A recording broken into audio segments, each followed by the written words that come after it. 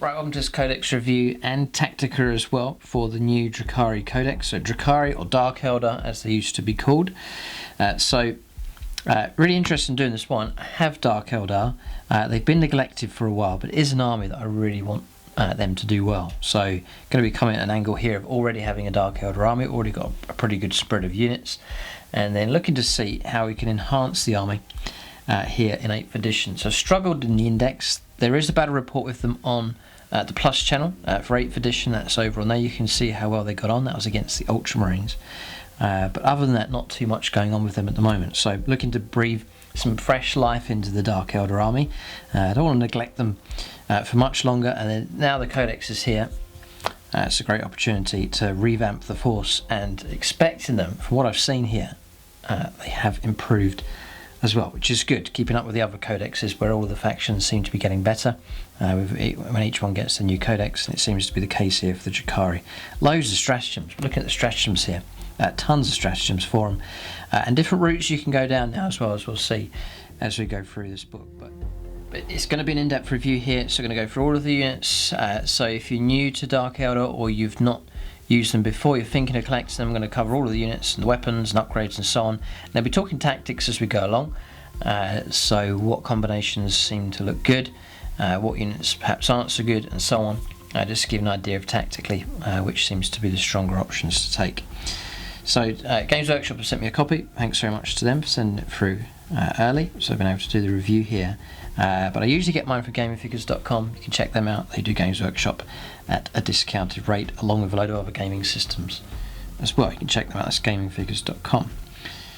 So, brilliant choice of artwork here. Just quickly go through the initial pages before the rules.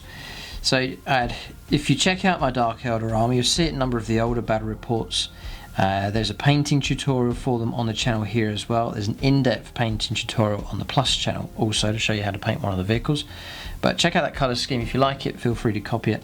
I tried to sort of amplify this kind of scheme to a degree. It's got sort of metallic kind of look. Wanted a sort of an alien feel to them, and quite happy with how they came out. So you can check out that painting tutorial here on the regular channel, and then for more of a challenging unit, there's one on the Plus channel as well.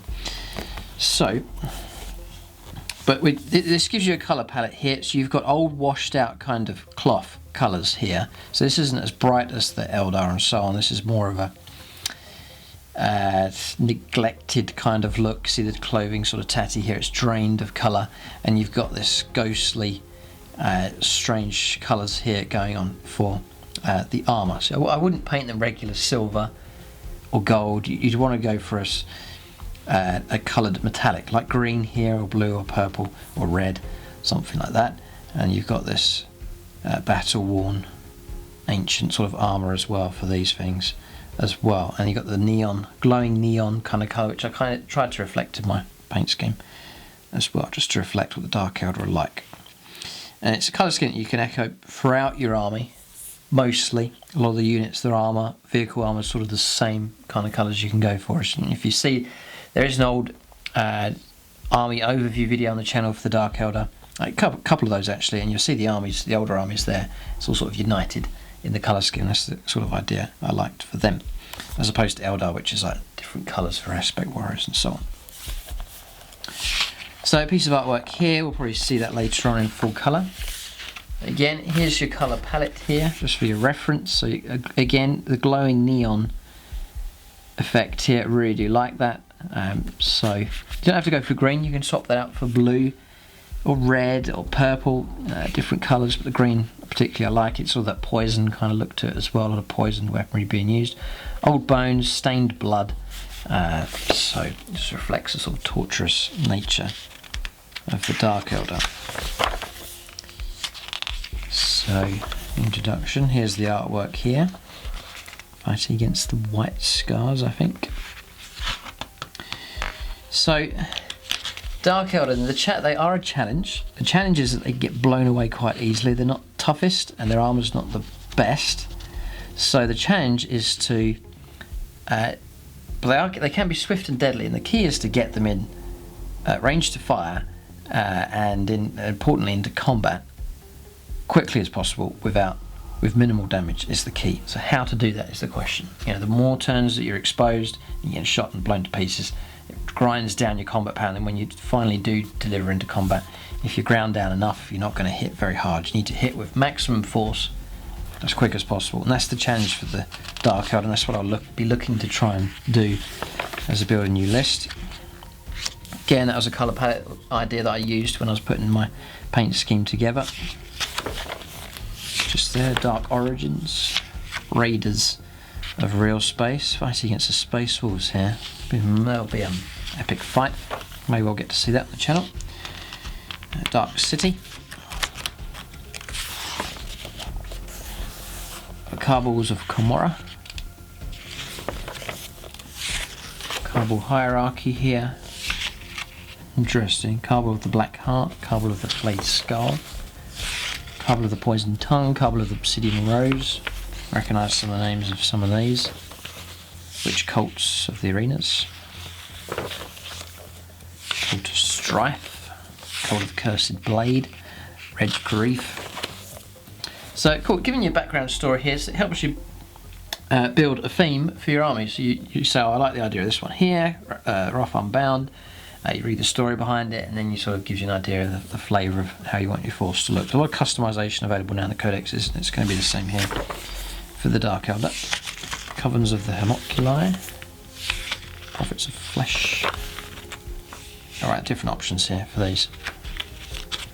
Strange models, these things. See, I don't have these ones. Hex, Real Space Raids. Brilliant spread of units. Dark Eldar is one of the old armies that the models are miles out of date. They didn't look very nice at all, in my opinion. Didn't really like the old ones. And then Games Workshop revamped them entirely in plastic, and it was one of the biggest turnarounds I've seen. They've turned them from a really despised army. Didn't really like them. And then the new plastic models are absolutely fantastic. So massive plastic range now for the Dark Eldar. Some incredible models available. Tale of the Eternal Sin. And again, you know, fighting in the shadows here, fighting against Tyranids actually, fascinating on that would be. And again, the neon green here, really like that theme. Nice spot colour to use. Loads of background here. Archons, Cult of the Archon. So now you've got different units being broke down here. You could be a big fan of them. Carbolite Warriors, Venoms, Ravagers, Raiders, and so on. See a neon blue going on there, looks quite cool. And it's the main focus. Everything else is toned down, dark colours being used. The great flyers that they have, the Void Raven, Razorwing, Jet Fighter. Reavers, big fan of their beautiful models, really, really nice. Hellions, different characters as well. Plenty of options here available for the Dark Eldar. So this is your showcase here of the different miniatures. Very helpful for your colour schemes and so on. There's some alternate colour schemes here. Lords of the Iron Fawn. Cabal of the Last Hatred, that purpley colours look quite cool. Yeah. Witches here. I mean, the original, or this colour scheme that the Games Workshop have done, so most of the miniatures painted up, I like the look of that. There's a nice colour scheme. There's fantastic units here. Fascinating. That's to give you an idea of what an army can look like. So plenty of infantry, and you've got your jet bikes, the Venoms here, characters and so on. Gives you an idea. It's quite a small army, that one, but just gives you an idea of what an army could look like. So that's it. That gives you the background then. So we're on to the actual rules now. This is where it gets interesting. So here basically you use your keywords. You choose a certain cabal or trait. They've broken it down into witch cults, cabals and so on. You choose from that, and then as far as bonuses are concerned, say you've taken an Archon and he has a bonus, it's got to be units from the same cabal that are going to benefit from that. So similar to all the other codexes, same system working here. So then it's cabal, witch cults, or homunculus covens. You just got to make sure everything ties up in order to get your bonuses right for those. So poisoned weapons then. This weapon wounds on a 4+. It's the old rules back from 7th, unless it's targeting a vehicle or a titanic unit, in which case it wounds on a 6+. So that's like splinter rifles and so on. Power from pain. See, from in the old, I was going to say the old days, in 7th edition it used to be Dark Eldar was scary. You plastered your opponent with loads of poison weaponry. Didn't matter how tough you were. Loads and loads of saves, 4+ to wound. And you just kept failing loads of saves just through the volume of firepower. So it's a bit scary, that, for monstrous creatures and so on. Not as scary, because a monster that used to have 6 wounds now has 12. So there's a lot more wounds around now, so it is harder to fulfill that. That's the difficulty now for poison weaponry. So it's worth bearing that in mind. It's almost twice as hard now to bring things down. Terminators used to grind them down loads of saves to get a 1 and models removed. Now Terminators have 2 wounds at 2 up. That's twice as hard to use this method to grind targets down. Sure, it's still an option, but it's a lot more difficult than it used to be. Power from pain. Units with this ability gain a bonus depending on which battle round it is. This is a lot of the units get this here, as shown in the table below. Note that all bonuses are cumulative, so you get the benefit of 1. Then on the second turn, you get the benefit of 1 and 2, so it builds up on top of each other.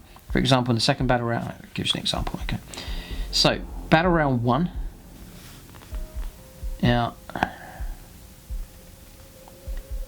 this is immediate in the second battle round. Yes, as soon as turn 1 begins, even if you don't go first, you'll get number 1. Inured to suffering, roll a d6 each time model with this bonus loses a wound. On a 6, that model does not lose that wound. So immediately you're on 6s, ignoring damage that comes through. Fantastic.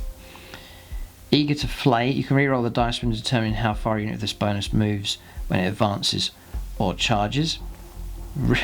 Really good. And that's timing well, because turn 1 you're expecting to manoeuvre, often into position. Then turn 2 onwards you're looking to charge. That kicks in just at the right time. Then Flensing Fury.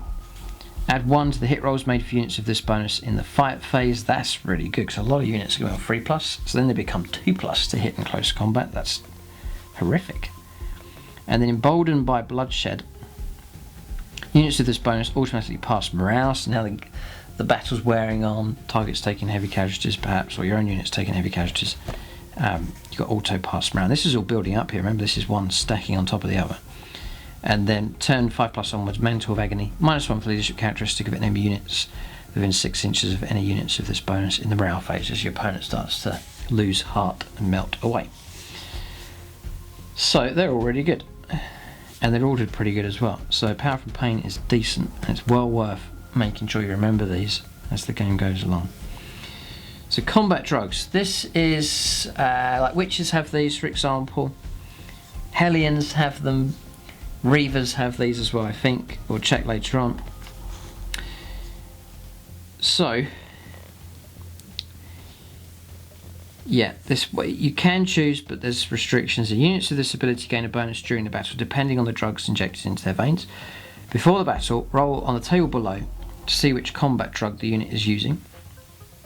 Alternatively, you can pick the bonus the unit receives, but if you do this, you cannot choose a bonus that has already been taken by another unit until all 6 combat drugs have been taken once each.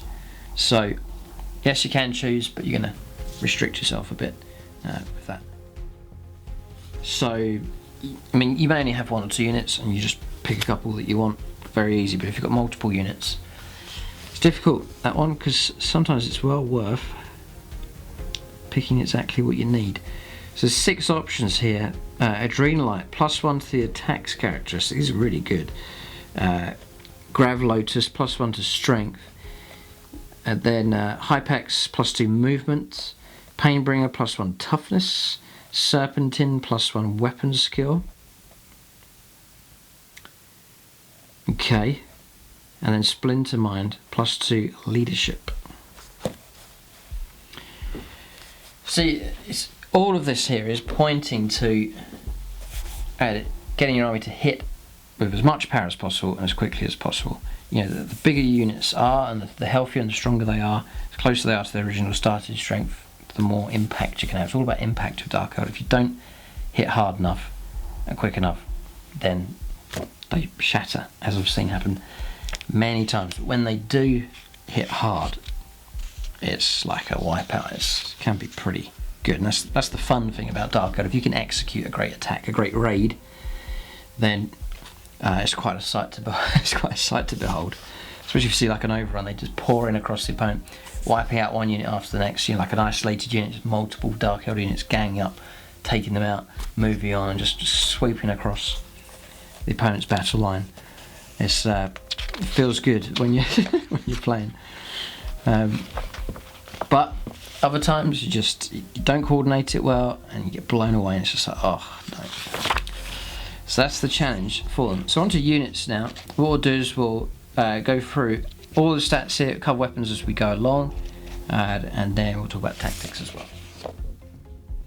I'll cover points also. So Archon first of all is power level 4. I will call out the power levels for you. He's 70 points to start off with. I'm a big fan of the Archons. Got a couple of these. Usually play like a son and a father, 2 of them, and the theme is that one's the father, one's the son. Power level 4, movement 8. They're quick. Weapon skill and ballistic skill 2+. Strength 3, toughness 3, 5 wounds, 5 attacks, really nice amount of attacks. Leadership 9, that's really good, and a 5+ save.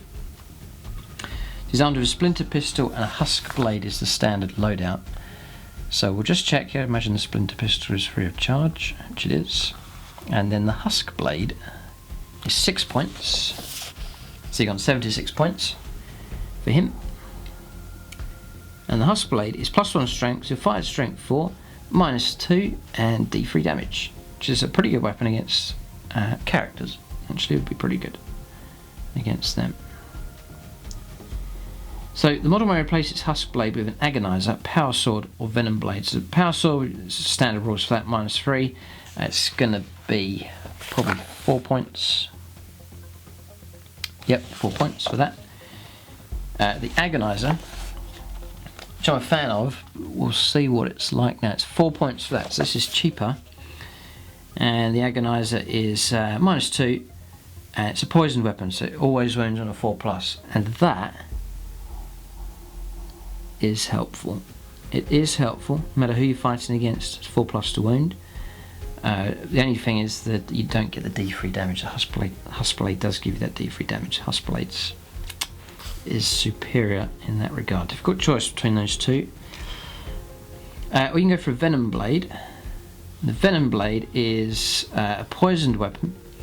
You add 2 to the wound rolls made for this weapon, unless it's targeting a vehicle. Alright, so it's poisoned, so it's 4s, and you add 2 to that, so it's 2s to wound, unless it's a vehicle. Yeah, it should be a 6+. But the damage is no minus on the AP, and it's 1 damage. It's not that great. I imagine it's going to be quite cheap. Yeah, it's 2 points. So yeah, it's between a husk blade and the agonizer. Difficult one to choose there.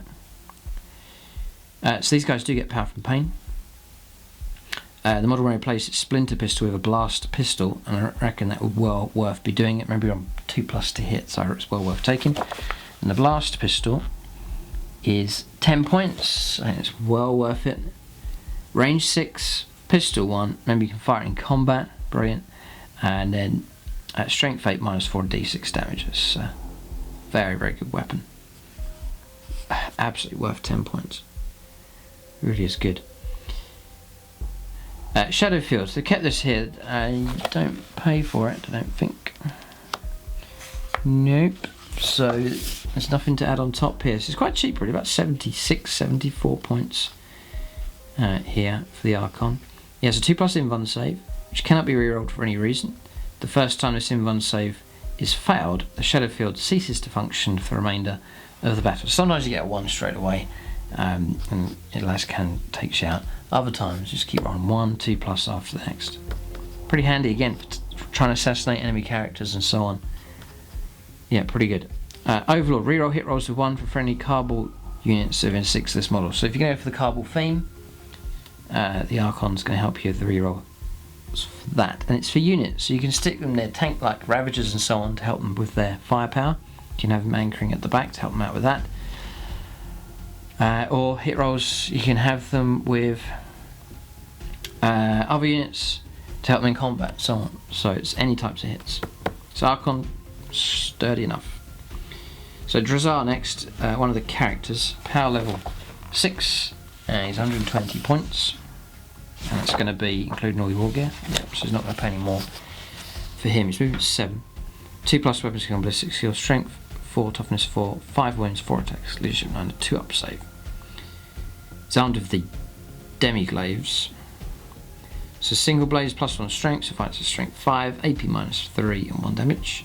Or dual blades, strength the user -2 and 1 damage. A model attacking the dual blades can make 2 additional attacks each time it fights, which would give him 6 attacks. He's a 5+ invent, power from pain, murderous assault. If Drukhari charges in the charge phase, he can fight an additional time in the next. He can fight an additional time in the next fight phase. If he charges in the charge phase, he can fight additional time in the next fight phase. Okay. In the next fight phase, I think that means the immediate fight phase. I think it wouldn't be the time after that. Okay, interesting. Tormentors. Each time your opponent takes a morale test for a unit within 6 of any enemy incubate units, and the result of the morale test equals the highest leadership characteristic in the unit, the test is failed, and one model flees the unit. Master of Blades. Add 1 to the hit rolls for friendly incubate units whilst within 6 of Drukhari. So a big bonus for incubate. If you're really serious about incubate, got a big unit of them. He's well equipped himself, and then add 1 to hit rolls. So you're going to be on 2s to hit with incubate. Nice. Okay, interesting. So he seems okay. Yeah, he's not too expensive. 120 points isn't bad. Lelith Hesperex next. 80 points. It's cheap here.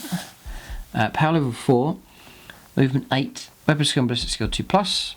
Strength 3, toughness 3, 5 wounds, 4 attacks, leadership 8, and a 6 up save.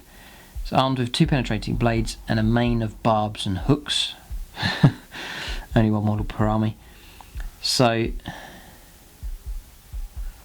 then you replace 1 penetrating blade with an impaler.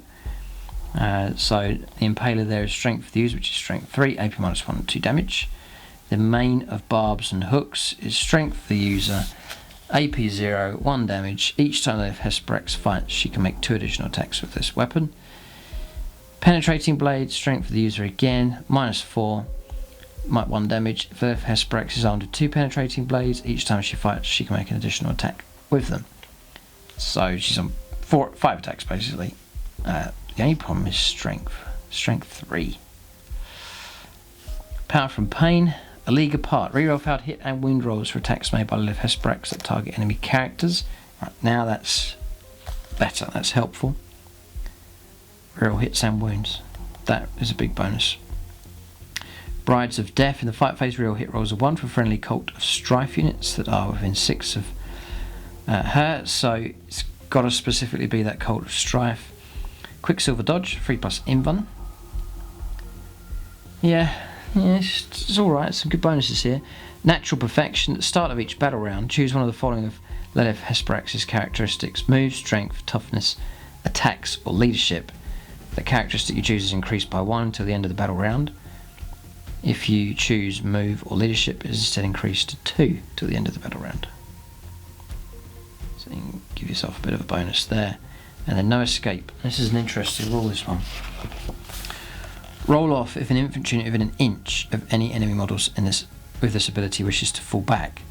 The unit can only fall back if the player controlling it wins the roll off. So roll 2 dice.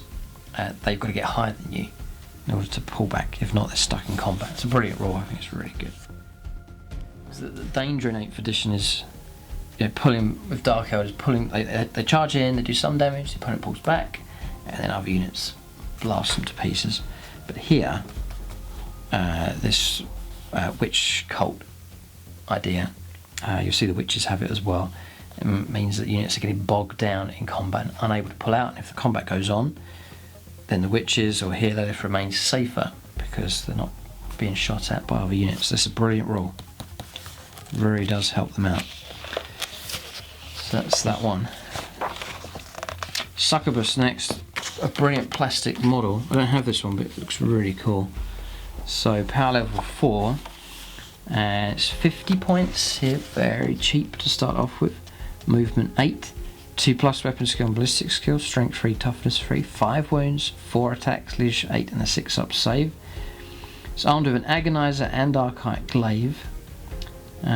So agonizer, we've already seen that one. The archaic glaive is 0 points. So really you're just paying up for another 4 points. 54 points for one of these. Very, very cheap. Very cheap. The archaic glaive then, +2 strength, fights at strength 5, -3. When attacking with this weapon you must subtract 1 from the hit roll. So 3's to hit, but still, archaic glaive's pretty cool. Now, yes, you've got the agonizer, so if you find yourself up against a very tough target, like a tyranny monstrous creature or something, you can go for the agonizer. And if you're fighting against something else, regular infantry or something, then you can go for the archaic glaives. The two weapons, because they're so cheap, one's 0 points, one's 4 points, it's not so bad. So, pretty decent weapons there. Not bad. Now, it says you can also, a model replace its agonizer and archaic glaive with an item from the witch cult weapons list. Oh, you may replace its agonizer and archaic glaive with one weapon from the witch cult weapons list. So, those options are cheap, but I don't think they're as good as what's available. So, I mean, this is what some of the witches can take later on. So, Hydra gauntlets, so it's like they come as a pair, so that's why you have to drop both of those weapons.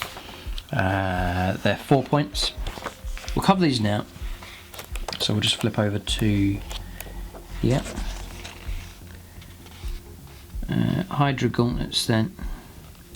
Strength for the user, so strength 3, -1 on the AP, 1 damage. Each time the bearer fights, you make an additional attack with this weapon, and you can reroll failed wounds with this weapon as well. Yeah, so we're on like 5 attacks, 2's to hit, and then usually 5's to wound rerolling. So it's right, it's okay.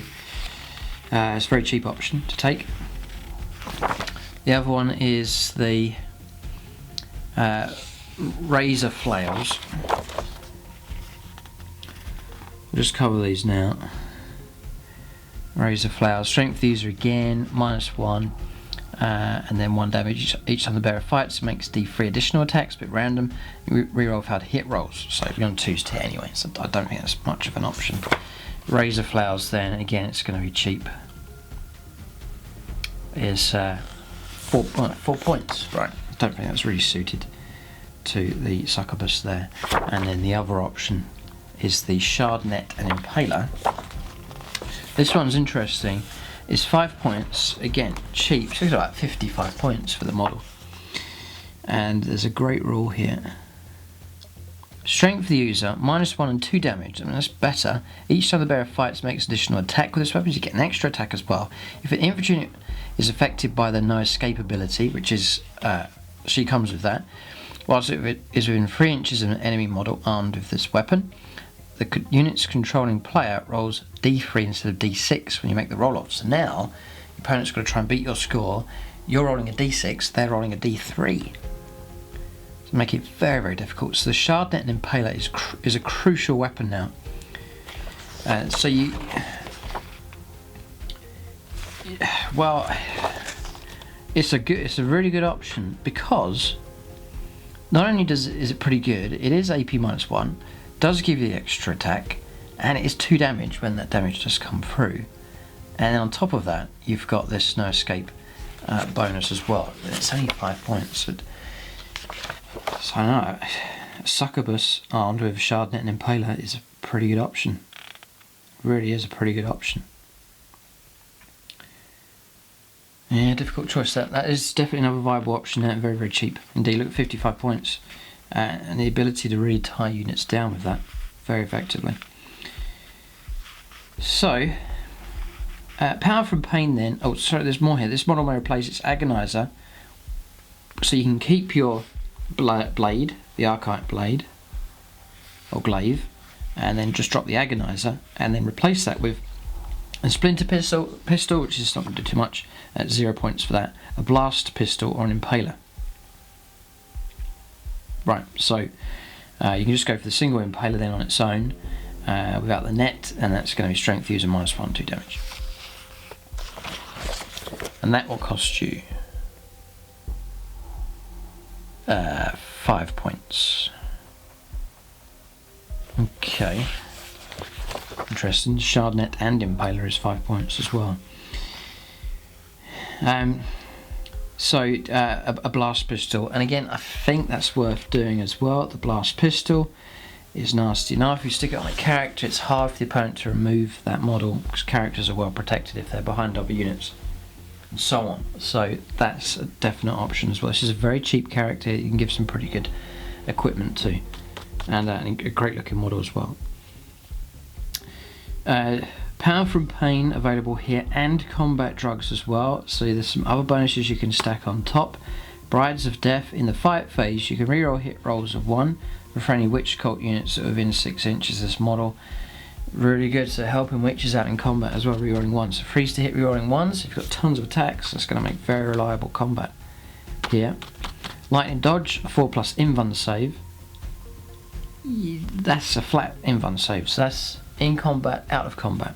So that one's really good. And then No Escape, roll off an infantry unit within an inch of any models with this ability wishes to fall back. The unit, we've covered that already. Okay, so roll off to see if you can pull away. Love that rule, really like that theme. So, Succubus, yes, a cheap HQ for sure. Some nice cheaper HQs here for the Dark Eldar, which is good. If you're trying to build up a larger army like a brigade, perhaps there's other options you'll see unique here to the Dark Eldar that you'll see later on. Urian Rakarth then next, power level 5, power level 4 for the Succubus, by the way. It's a named character here then, 90 points for him, and you're not going to pay any more than that. Movement 7, weapon skill and ballistic skill 2+, strength 3, toughness 5, 5 wounds, 4 attacks, leadership 8 and a 6+ save. He's armed with Casket of Flensing, Homunculus Tools and Ichor Injector. Okay, only one model per army. So the Casket of Flensing then is 12-inch range, assault 2d6, strength 3, -2, and it's 1 damage. The weapon can only be 5 once per battle, but pretty nasty. Homunculus Tools then, melee weapons, it's poison, so 4+ to wound, and it's AP 0 and 1 damage. Ichor Injector, strength of the user, it's a melee weapon, AP -1, 1 damage. The bearer can only make a single attack with this weapon each time it fights. You can reroll failed wound rolls for this weapon. Each time you roll a wound of 6+ for this weapon, it's D for mortal wounds, in addition to any other damage. Yeah, it's not that deadly. Okay, power from pain. Hemovores. Roll a d6 on special abilities here. Roll a d6 for each enemy unit within 3 inches of Urian at the start of the fight phase. On a 6, it suffers a mortal wound. It's not that great. Sculptor of Torments. Add 1 to the strength and leadership characteristics of Prophets of Flesh units whilst they're within 6 inches of Urian. Strength and leadership. It's okay. 4+ invuln save for the clone field. Contempt of death or for death. All damage suffered by Urian Rakarth is halved, rounding up. These rolls are all okay. Master of Pain, add 1 to the toughness characteristics of Prophets of Flesh units whilst within 6 of any friendly Prophets of Flesh models with this ability. Okay. It's +1 toughness, +1 strength. Yes, it's alright, it does start to stack up. Again, if you can go for that Prophets of Flesh units, which we'll see later on, there's some pretty hefty bonuses there if you keep them nearby. Okay. And Homunculus next. I haven't really gone into these ones, so I'll do the rules for them anyway. But quite a strong theme for these ones. But the Homunculus then is power level 5. 70 points, the same points cost as an Archon. Movement 7. Weapon skill and ballistic skill 2+, strength 3, toughness 4, 5 wounds, 5 attacks, leads to 8 and a 6 up saves. Pretty good stat line. He's armed with a Stinger pistol and homunculus tools. So the Stinger pistol is actually 5 points, and the homunculus tools is 0. So 75 points at the moment. Stinger pistol is range 12, it's pistol 1, poisoned, plus, and then it's plus 2 to the wound roll, so 2 plus unless it's a vehicle, B6 plus. AP 0 and 1 damage. Homunculus tools, we've covered just a poison weapon. This model may take an Ichor injector. That is 5 points for that. It's strength of the user in melee, AP minus 1, 1 damage. Oh, we've covered that already. Ichor injector. Yeah, that's Urian, has the same thing. Then you can replace a Stinger pistol with a Hex rifle or liquefied gun. So the Hex rifle is range 36, heavy 1. So if you don't move, you're on 2's tier. If you move, it's 3 plus. Still pretty good. Strength 4, minus 1, 1 damage. If this weapon may target a character, even if it's not the closest enemy unit. Each time roll a wound of a 6 plus. Target suffers a mortal wound in addition to any other damage, which is damage 1. It's okay, I wouldn't expect too much from that. And it's 5 points. Okay. The liquefier gun is range 8. Assault D6, quite random. Strength 3. AP is minus D3, so it's randomised and it's 1 damage. Each time weapon is fired, roll D3 to determine its AP. And it's auto hits on the target. Yeah. So some rounds you'll be terrible, you roll 1 shot and minus 1. Other times you'll get 6 shots at minus 3, and then it's it's auto hits on target. So okay, so the liquefier gun is 11 points for that. Then the model replaces homunculus tools with 1 item from the weapons of torture list. We haven't covered these yet, so we'll do these next. Weapons of torture. So agonizer we've covered, 4 points. Electro-corrosive whip. Next. So let's get this here. Electro-corrosive whip is a poison weapon, so always 4 plus. Minus 2 on the AP and 2 damage. So it's like a super agonizer. It's an agonizer that's doing 2 damage instead of 1, and that is 6 points, so that is a pretty good weapon. Yep. And then the flesh gauntlet is 3 points. This is a cheaper option. Strength of the user, AP 0, 1 damage. Each time roll a wound of a 6 for this weapon. Other than vehicles, it's a mortal wound in addition to any other damage. That's quite unlikely, so that one's alright. The best one's electro-corrosive whip, pretty good. The next one's the mind phase gauntlet. It's probably not quite cheap. Yeah, no, 4 points, and it's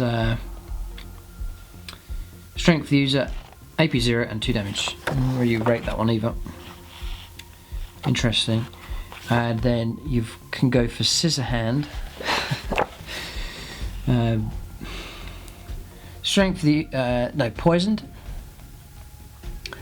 and minus 1 and 1 damage. Each time the bearer fights, you get an additional attack. So that one's okay, and that costs 8 points for that.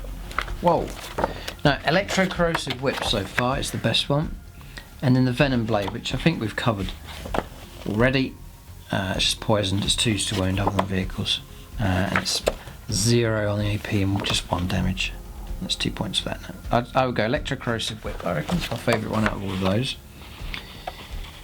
So that's all of those options. Power from pain, insensible to pain, 5 plus invuln save, and then master of pain. Everyone's the toughest characteristic of homunculus coven. Units pass through the 6 inches of any friendly homunculus coven models with this ability. So that's what we were saying earlier on at the start. You've got to match these up. Make sure you've got the same coven between this HQ and then the units he's trying to support. So Yeah, these are okay. There's some great bonuses going on here. I mean, obviously he's better for the bonuses, and then him granting the +1 to the toughness, which all helps keep units close together. Okay, so that's all the HQs. It's a good spread. A few named characters, and then some ones you can customise. Plenty of customisable options here. Succubus, super cheap. The Archon, I do like those. Yeah, there's plenty of options there to invent your own. Just that. So, Carbolite Warriors is next. It's from to troops now. So these are just your standard Carbolite Warriors. Here, power level 2, probably gets you 5 of them. So 6 points for a Carbolite Warrior. So 10 of them, 60 points. Super cheap. Very, very cheap. Movement 7.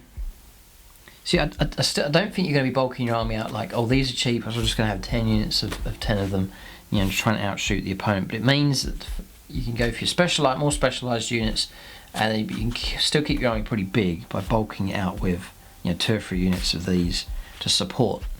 And it means your army still stays a pretty good size.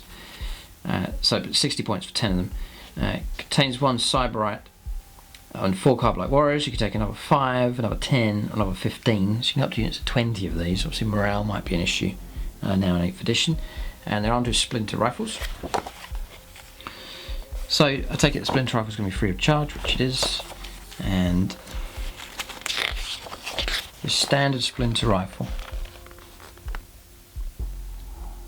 is at range 24, rapid fire 1. It's a poisoned weapon, 0 on the AP and 1 damage. So 1 shot to range 24, get within 12, 2 shots, and then it's the strong bit about these is always wounding on 4+. So if it's a Space Marine, if it's a Guardsman, if it's a Trigon, the Tyranids, it's just forced to wound.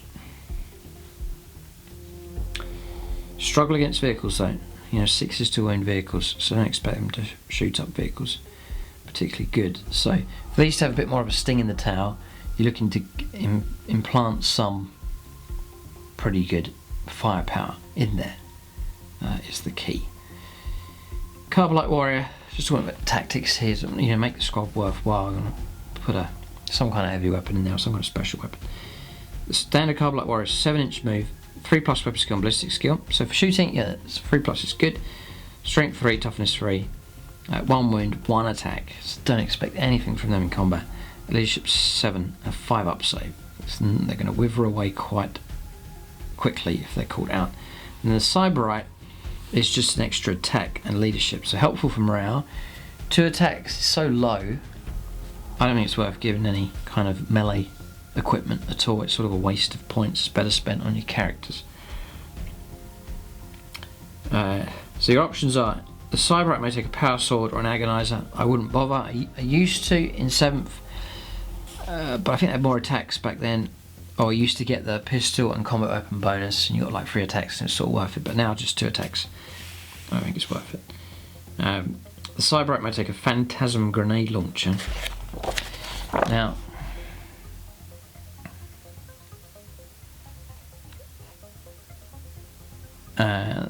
it's here. It's 3 points for this. It's interesting. Range 18, Assault D3, Strength 1, AP 0 and 1 damage. If your unit is hit by 1 or more Phantasm grenade launchers, subtract 1 from its leadership characteristic until the end of the turn. It's just -1 leadership. Now, it doesn't sound much, but what you can do is, I think there's other. The idea is that the Dark Eldar, they suck the morale out of the enemy. They grind them down. The depression kicks in. This prospect of death and torture, and then the army just melts away and breaks apart. So here is an ability where it's -1 leadership. You think, oh, it's not that much, but if we'll see later on if there's other abilities that generate further -1s, and what can happen is you just start stacking them up, so that when the opponent does come to do morale, all of a sudden, you know, -1, -2, -3, and then they're failing the morale test, and models are melting away a lot easier, and then it becomes worth adding that in. But we'll see if that's a possibility later on as we go through, up to further the minuses for morale. Because it doesn't sound very much there, but if you stack it up, it starts to get more powerful. So maybe that's an option. It's very cheap to do it, 3 points I think for that. So yeah, it's an option. Yeah, 3 points. Okay, so the Cyberite may replace a splinter rifle with a splinter pistol or a blast pistol. That's worth doing. I think the blast pistol depends how close you want them to get to the opponent. If you're looking to do some long range support, perhaps to hold back, maybe not bother with the pistols. If you're looking to ship these in quite close, you know, within 6 inches for the blast pistol, then it's worth taking it. Okay, for every 10 models in the unit, 1 Carbide Warrior may replace a splinter rifle with a splinter cannon or a dark lance.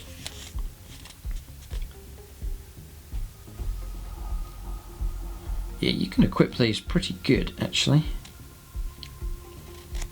Interesting. So, we'll check out the splinter cannon. 10 points for a splinter cannon. Covering a lot of the weapons now, and then it will help later on once we get all these covered here. So splinter cannon, range 36, rapid fire 3. So up to range 36, 3 shots. Range 18, 6 shots with these. Rapid fire, so there's no minus when you move. It's poison, so it's 4+ to wound.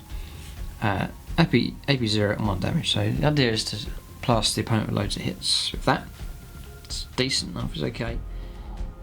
And that's what you're looking to do. One of the dangers for Dark Eldar is being the infantry being blown to bits by other enemy infantry, massed firepower from enemy infantry. So Tau Fire Warriors, regular Space Marines, Guardsmen, just massed ranks of firepower will destroy these kind of units very, very quickly. So you're looking for weapons that can reduce the opponent's light infantry down as much as possible. And so weapons like the splinter cannon, just chucking out tons of shots as much as possible, reducing the enemy down is helpful. And then when you're getting close and dealing with vehicles and so on, you've got things like your blasters, blast pistols, that kind of weaponry to deal with them. So you do need both types to reduce the enemy infantry down, and also to deal with the heavier targets like tanks and so on. So splinter cannon's alright, not bad. But then you can go for the Dark Lance. Downside of this is the -1 on your move to shoot because you moved, and perhaps the cost as well. Dark Lance is 20 points.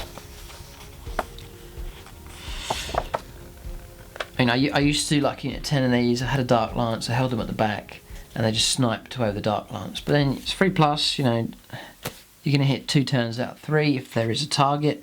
You're quite stationary. All the other Carbide Warriors end up not doing very much, and so it's a bit of a waste. So I'm not so keen on that option. And then 7th edition, you know, that kind of weapon could just destroy a tank straight out. 1 hit, penetrates and blow it up. But here, it's just going to be D6 damage. And on most vehicles, that's not as significant as it used to be. So I don't think that's much of an option. It's more of a using as much of the whole unit's firepower as much as possible. So getting all the Carbide Warriors firing with their splinter rifles, and then all the other supporting weapons firing as many turns as possible, makes them worth taking. So that's the Dark Lance there. It's range 36, heavy 1, so if you do move, you're suddenly on force to hit. But it's strength 8, -4 and D6 damage. It's nasty. But I don't think it's suited to this unit. For every 10 models in the unit, 1 Carbide Warrior may replace their splinter rifle. Oh, I don't know. For every 5 models in the unit, that's not every 10, it's every 5. 1 Carbide Warrior may replace their splinter rifle with a shredder or a blaster.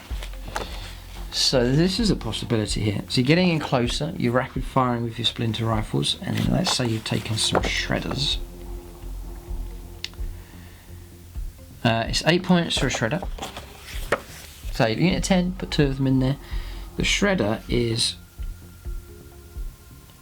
whoa, is good. I think it's good.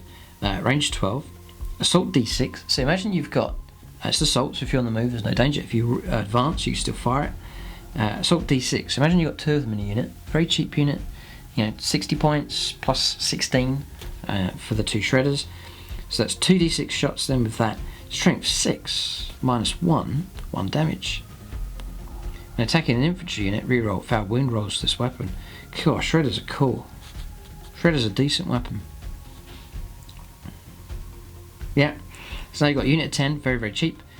For mopping up, clearing away infantry, you're chucking out 2d6 with these guys. Rerolling wounds, strength 6, nice high power stuff. -1 is brilliant against hordes. And then plus all of the poison weaponry coming from the splinter rifles. Brilliant. Yeah, shredders are okay. Your other option is the blaster, if you can have a bit of anti-armor. We've covered the blast pistol. The blaster then is range 18. Nice range on that, actually. Assault 1, strength 8 minus 4 and d6 damage. The blaster will cost 17 points for that. There's no change in the stat line compared to the blast pistol, which is 10. Just you're paying for the extra range ability. Instead of 6 is 18.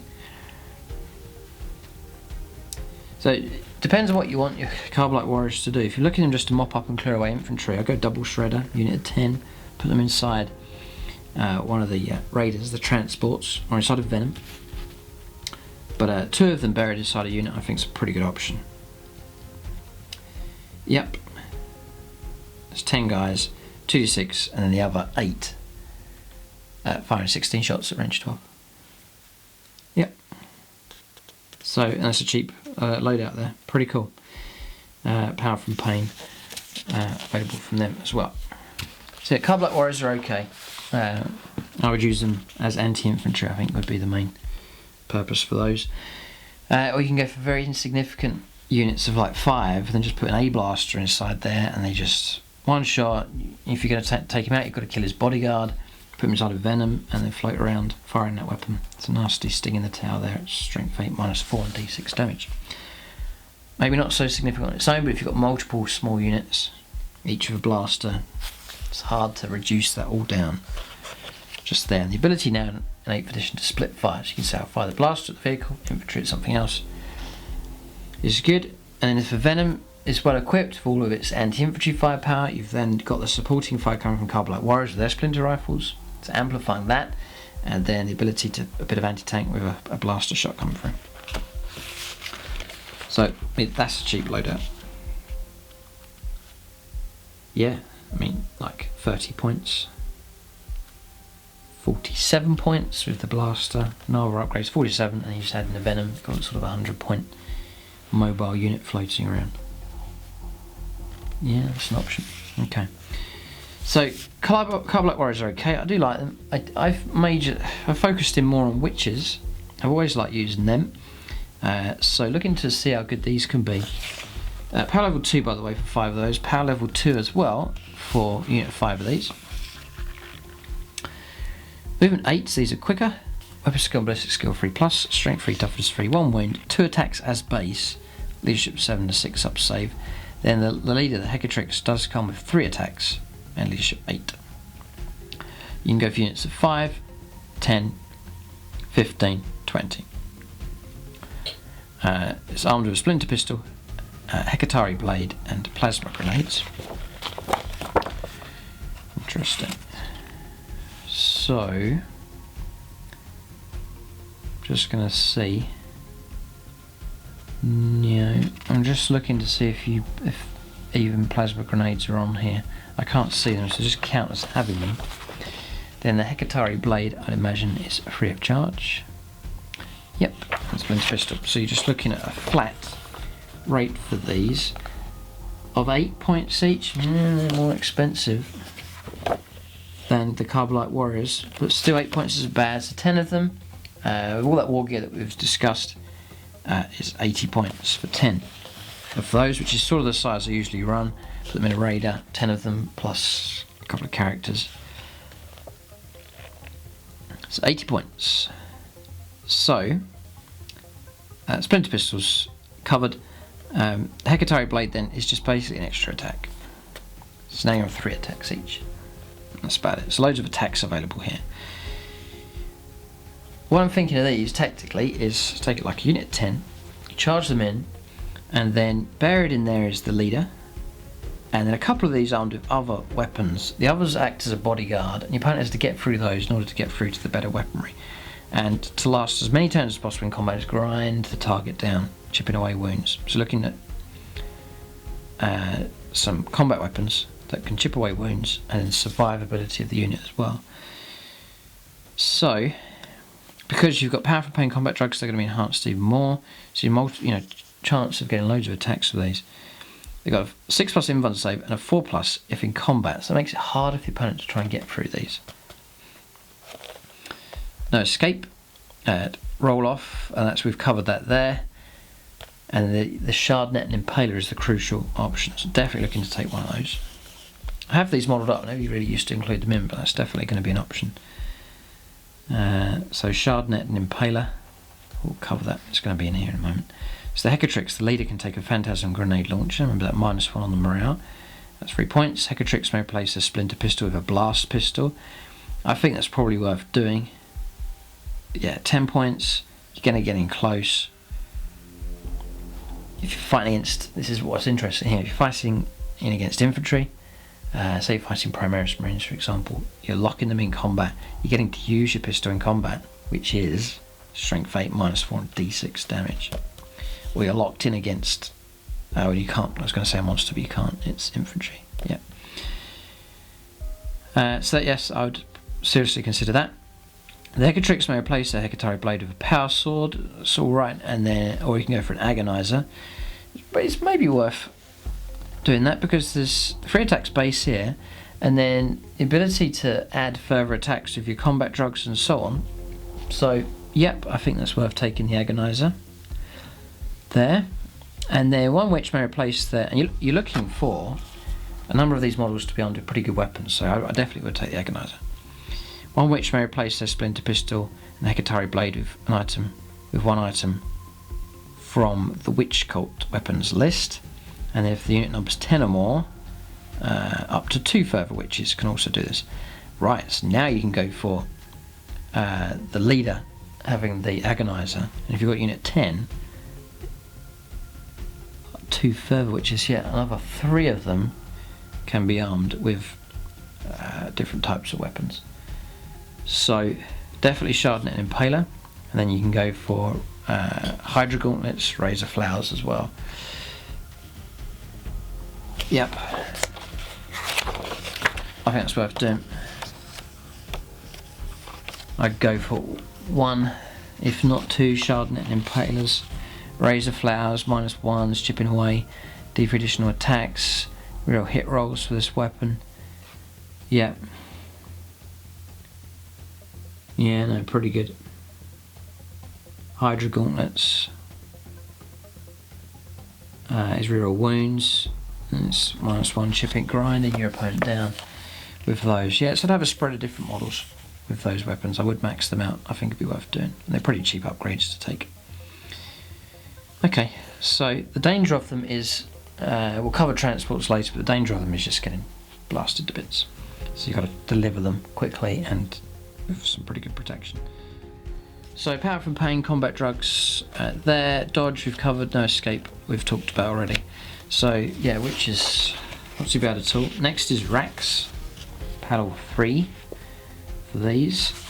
That gets you 1 Echo Fist and 4 racks, include up to 5 more of them. Each model is armed with Homunculus tools. So racks then, so each of these groups here, which is Carbal, Witch Cult Carbal, or the Homunculus Covens, each of those has got a troops choice. So you're looking at building, potentially, this is almost 3 codexes in one. You're getting the ability to develop 3 very strong themes within the Drukhari Codex here, which is cool. I think Dark Eldar players will be happy with that. Racks then are 9 points. They're a bit more expensive than witches, but they seem pretty good here. Movement 7, they're still quick enough. Weapon skill and ballistic skill 3+, strength 3, toughness 4 on these. 1 wound, 2 attacks as well for them. Leadership 7 and 6 up save. The leader then gets an extra attack and leadership.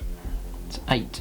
They're armed with homunculus tools, which is just your poisoned weaponry for those.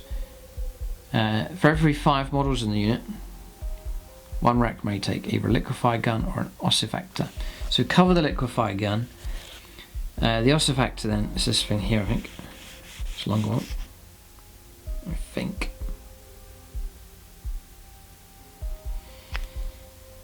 Range 24. Yeah, assault 1.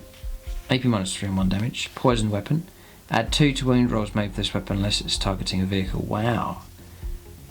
God. If the model was slain by this weapon, the model's unit immediately suffers a mortal wound on a 4+. +2 to the wound roll. Just wounding on 2+. Nasty. The ossifactor then is 7 points. Not too bad. Yeah, it's okay. The Echo Fist may replace his homunculus tools with an item from the weapons of torture, which I think we've covered already. Yeah, we've covered all of those already. And he may also take an item from the tools of torment. Yeah, cover that as well. And they come with an invuln save of 5+, and they get power from pain. So again, they're okay. They seem alright. Out of those 3, I see it's difficult. I see the value of Carbolight Warriors for sure. Definitely very helpful. Witches can see the potential with them, but they're more deadly if they can stay at a larger size and not be cut down too much. Elites then, Layerman next is power level 1. It's a single model armed with a Shameshi blade. Okay, so that will cost 15 points. Movement 8. Weapon skill and ballistic skill 3+, strength 3, toughness 3, 3 wounds, 2 attacks, leadership 8 and a 5 up save. The blade then is strength for the user, which is 3. It's poison though, so 4+ to wound. +2 to the wound rolls for this weapon unless it's targeting a vehicle, so 2s to wound light infantry and so on. Each time you roll a wound of a 6 for this weapon, other than a vehicle, the target suffers a mortal wound, in addition to any other damage. So 15 points for that. Court of the Archon. You can reroll out hit rolls for this model whilst it is in 3 inches of any friendly cardboard Archons. In addition, if your army is battle forged, this model does not take up any slots in the detachment that includes any cardboard Archons. Right, so just like adding the bodyguard in here. Seems right. Medusa is next. Power level 2. And this will cost 21 points. Movement 8, 3+ weapon skill and ballistic skill, strength 3, toughness 3, 3 wounds, 1 attack, leadership 8 and a 5 up save. So attacks with Eye Burst, which is range 9, assault 4, you'll be hitting on 3s, strength 4, -2 and 1 damage, it's not bad. Power from pain, Court of the Archon, reroll failed hit rolls this weapon, also is in 3 inches of the Archon. So they'll get bonuses as long as they hang around with their Archon, makes sense. Same rules there as above. So Medusa is okay. A Sliff next. It's power level 2. This one will cost 27 points. This one's a lot more expensive. Movement 8, 3+ weapon skill and ballistic skill, strength 5, toughness 5, 3 wounds, 3 attacks, leadership 6 and a 5 up save. Splinter pistol, a shard carbine is 0, and the Sliff battle blade is 0 as well. It's just a flat amount here. Shard carbine is assault 3, range 18, poisoned weapon, AP 0 and 1 damage, nothing major. Splinter pistol we've seen, Sliff battle blade, strength the user, which is strength 5, -1, 1 damage, 5+ invuln. You can reroll failed hit rolls for this model whilst it was in 3 inches. Alright, we've covered that. Cold-blooded bodyguard. Roll a d6 each time a friendly cardboard Archon loses a wound whilst they're in 3 inches of this model. On a 2+, this model interrupts or intercepts that hit, the Archon does not lose the wound, but this model suffers a mortal wound. So, yeah, he's helpful for protecting your Archon. There's 3 wounds to use up there. So, yeah, helpful enough, but you need 27 points to do it. Urgul next. Again, we're on elites here, but again, they don't use up slots, so it's no big deal. Power level 1. 15 points this time. Movement 8, weapon skill 3+. Strength 4, toughness 3, 3 wounds, 4 attacks, leadership 4, and a 7+ save. Attacks with claws and talons, which is strength used, AP 0, 1 damage. So 5+ invuln save, yeah, +2 to its attacks characteristic if it charged, so 6 attacks, and Call of the Archon. They're all quite insignificant, these units here. Okay. Incubi next. Always like these guys. Oh, cool. But how much does it cost?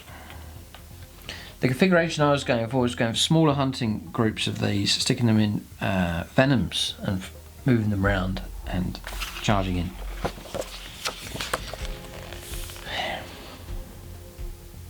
There's something else actually pointed out at this stage for Dark Eldar and 8th edition. That's the ability for multiple units to share the same transport now. So, immediately an idea that came to mind is like a raider with your HQs. Let's just check this. Yeah, just to make sure I get this right. Raider, transport capacity of 10. Ugh, no. I wonder if they've reduced that. If you could take more. I'm not sure on that one. But anyway, 10. So say... yeah, you could do it with units, not you can't add the HQs in. So, for example, a raider, you put, actually make it multiple functions. So you've got the raider itself, moving up, and then when you get close enough, your Incubi, you've got 5 of them, they can disembark and charge. And then also inside there is a unit of Carbonite Warriors with some weaponry to fire. So you can do it like that. And then the transports just sit there empty, firing away. So you've got a squad still inside. Once the Incubi are disembarked, and that squad inside can provide more fire support and so on. So that's an option. So combination of units being transported seems to be an option as well now for 8th. At power level 4 for these, you get 4 of them. You get the Clave X and 4 Incubi. You can take another 5 of them. They're all under the Clave. So your basic Incubi are 16 points.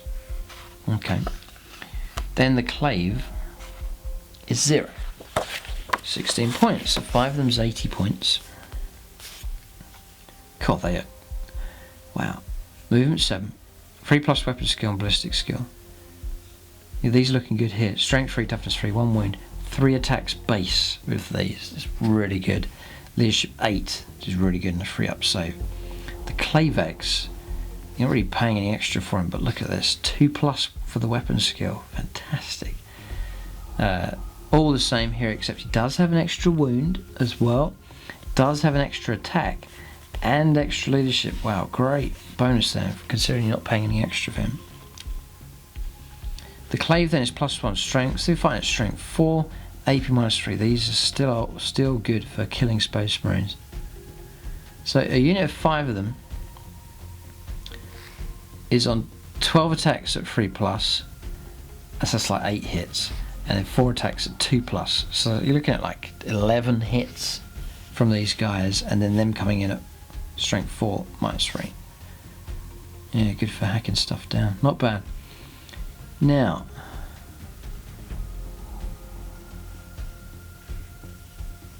that's horrid. Power from pain for these. Lethal precision. Add 2 to the damage characteristic of a close combat attack made by Clavex if the wound roll is a 6+. That's horrible. You know, you're 3 damage. 3 damage. 3 damage is horrific. So then you've got this rule here, Tormentors. Each time your opponent makes a morale test for a unit within 6 of any Incubi units, and the result of the morale test equals the highest leadership characteristic in the unit, the test is failed and one model flees. the units. A bit of a bonus there against the enemy morale. But generally, other than that, that's it. So, but just as a standard unit, it could be pretty solid for close combat. And then a bit more durable. The free up save will protect them pretty good. So shock troops here, yeah, pretty nasty. Yep.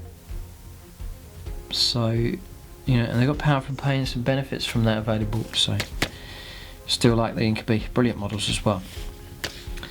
Next elite is Mandrakes. I've always loved the models, but I don't have any yet. They're 16 points each. They're the same cost as an Incubi. Power level 4. Movement 8. Weapon skill and ballistic skill 3+. Strength 4. Toughness 3. 1 wound. 3 attacks. Loads of attacks. Leadership 7. And a 7-up save. And the Night Fiend, the leader, gets an extra attack. 4 attacks. And leadership 8. Leadership's pretty good here for Dark Eldar, by the way. So each model is armed with a Glimmer Steel blade and attacks with a Bow Blast. So the Bow Blast is range 18, assault 2. It's like a unit of 10 of them. You can go up to units of 10, by the way. Unit of 10 of them is like 20 shots. Range 18. Strength 4, -1. Each time roll a wound of a 6 for this weapon, or 6+. The target suffers a mortal wound in addition to any other damage. So that's pretty nasty. It's pretty good, actually. It's not too bad at all. They get power from pain. Out from the shadows. During deployment, you can set up this unit in the realm of Elindrak instead of placing it on the battlefield. So it's your deep strike ability here. Yeah, just over 9 inches away from enemy models. Great. It's the ambush ability as well. Combine that with that nasty Bow Blast firepower. They are not bad. Shrouded from sight. -1 from the hit rolls of attacks that target this unit. In addition, 5+ in bond save. Yeah, Mandrakes aren't bad.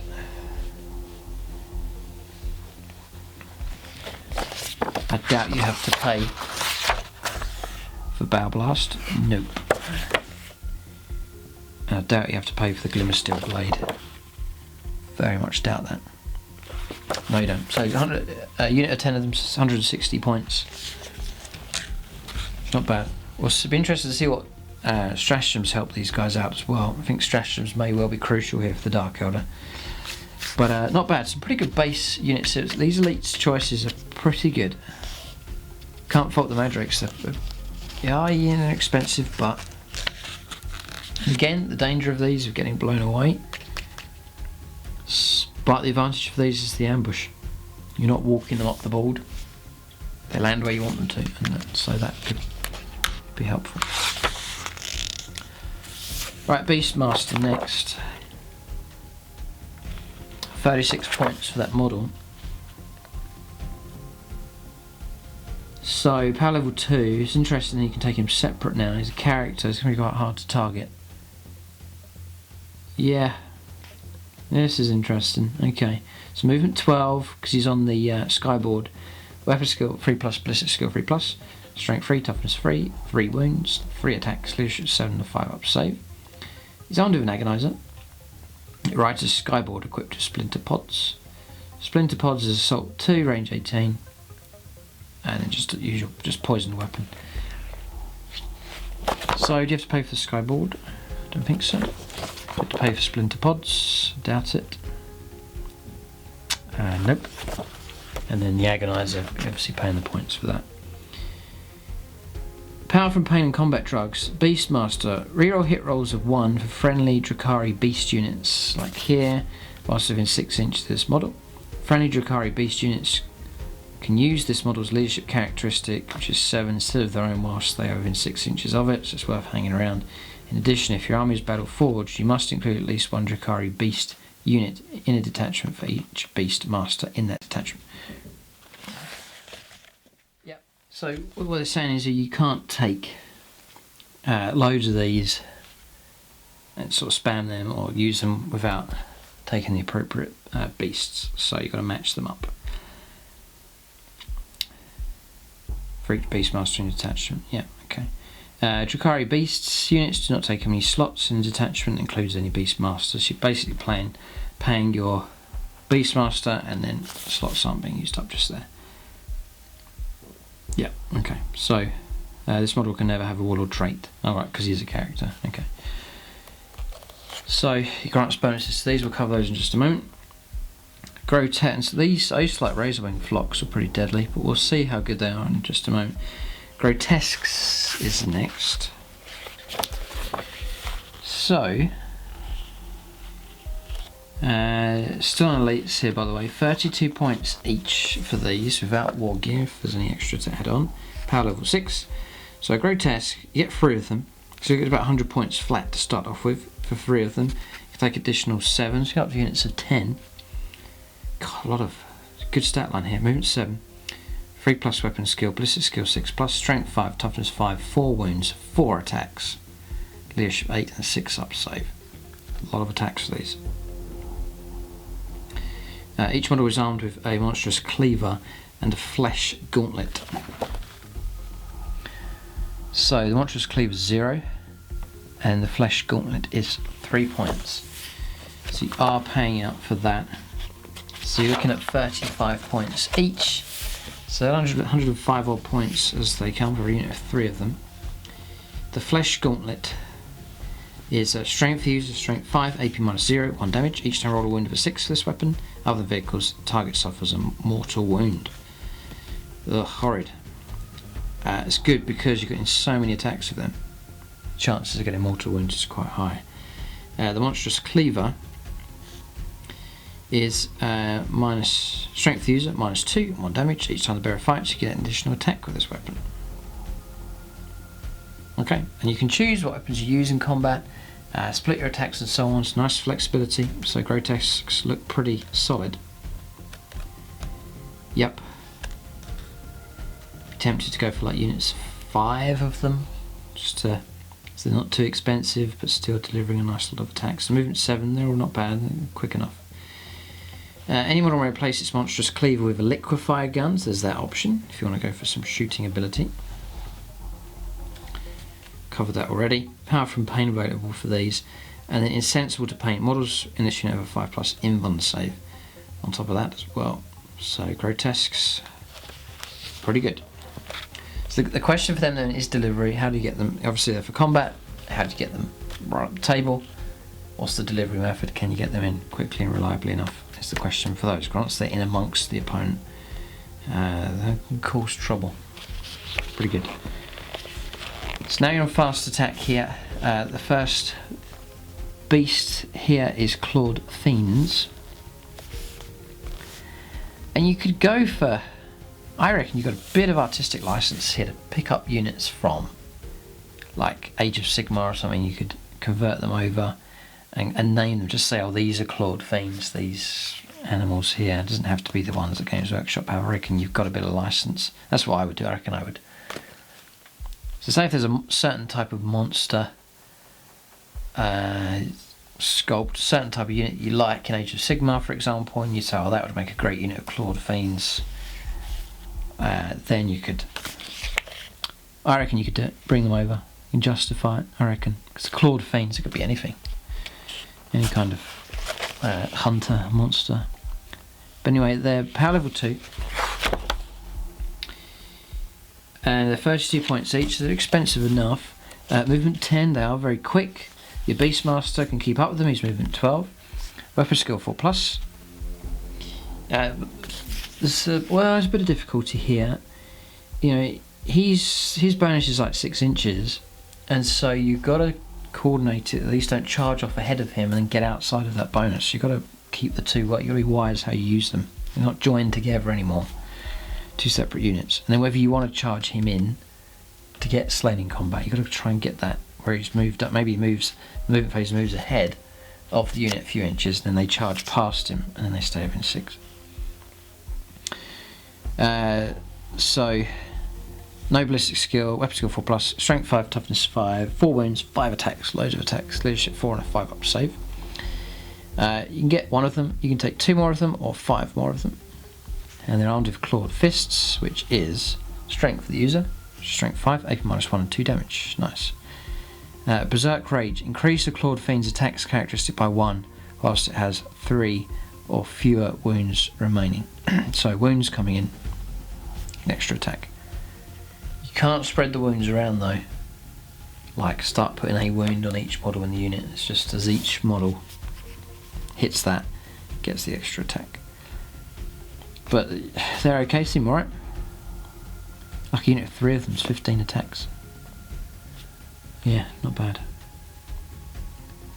Okay, so Fiends are alright. The Chimerae next. They're 10 points each. These are a lot cheaper. Interesting. Movement 10 again. 3+ weapon skill. No ballistic skill. Strength 4, toughness 4. Power level 1 by the way. Wounds 1. 3 attacks, 4 attacks, 6 up save. You get 2 of them. You can take additional 5. So up to units of 7. Each model attacks with claws and talons, which is strength of the user -0 and 1 damage. And they've got a 5+ in 1 save. So they're not that amazing, but cheap. Razorwing Flocks next. Power level 2 for these. 12 points each, pretty cheap. Get 3 of them, you can take additional 3 or up to 9. Additional, so you can go up to a unit of 12. So you're looking at about 145 odd points. 100, yeah, for a maxed out unit of these. They're armed with its razor feathers. Razor feathers. Oh dear. Strength of the so it's movement 12, so quick. 4+. Strength 2 though. Toughness 2. 4 wounds, 4 attacks. Leadership 4 and a 7 up save. Yeah. Razor feathers. Strength for the user. Strength 2. Yeah. -1, 1 damage. There's no re-rolls or anything available here for these, so Razorwing Flocks, not that amazing. Alright. So no, I'm not really keen on these. They're alright. But not too, it's difficult. Maybe Clawed Fiends I'll probably choose out of all of these. Grotesques are good. I'd say that they are good. Okay. So next we've fast attack here. Reavers and Hellions, 2 units that I have painted up. I'm interested to see how good these are. Alright, so Reavers then first of all. Power level 3. God, they're so fast. Incredible. 18-inch move on these. They're so quick. You get the Arena Champion and 2 Reavers. You can take another 3 or another 6 or another 9. So you can go for big units. So these morale potential issue. They're not bad here actually. They've got a 4-up save. So under a splinter, the model's under a splinter pistol, so he can fire his pistol. And then he rides a Reaver jet bike equipped with a splinter rifle and blade veins. But I think you got the rules here, right? So the pistol, you can't fire the pistol and the shooting weapon, I don't think. With pistols, it's restricted to either the pistol or the weapon, I think, for 8th edition. But in combat, the pistol becomes available. Now, Reavers then, 19 points each, so just below 20. For that, you're getting 18-inch moves, super quick. Very helpful. Maybe playing an objective-based game, Master of War perhaps, capturing objectives. These guys are very fast. I really rate them. I think they're great. Great tactical unit.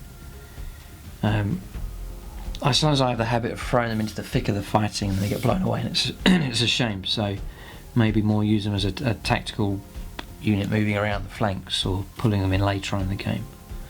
But anyway, weapon skill 3+, ballistic skill 3+, strength 3, toughness 4, 2 wounds, a nice bit of damage absorption, 2 attacks, leadership 7 and 4 up save. The Arena Champion does get the extra attack, extra leadership for him. We've seen the splinter rifle. The blade veins is melee weapon, strength 4, -1, 1 damage. So not bad in combat, they're okay. Blade veins are alright. Let's see if they make you pay for that. No, they don't. So you're sitting at 19 points. So 190 points for 10 of them. Very quick unit. But not dead. I would say they're deadly, but they're not bad. So the Arena Champion may take a power sword or an agonizer. Yeah, maybe take the Agonizer. Probably worth it. I mean, you've got 3 attacks here. Then for every 3 models in the unit, so looking at units of 6, units of 9 is a good idea. One model may replace its splinter rifle with a heat lance or a blaster. I always liked the heat lance. The cost of that is 12 points. The blaster's at 17, so there's 5 points difference. The blaster is better, really. It's strength 8, -4 on d6 damage.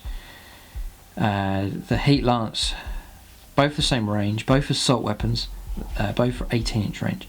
The heat lance is strength 6. That's the downside. They're going to struggle to wound against most vehicles. Yeah.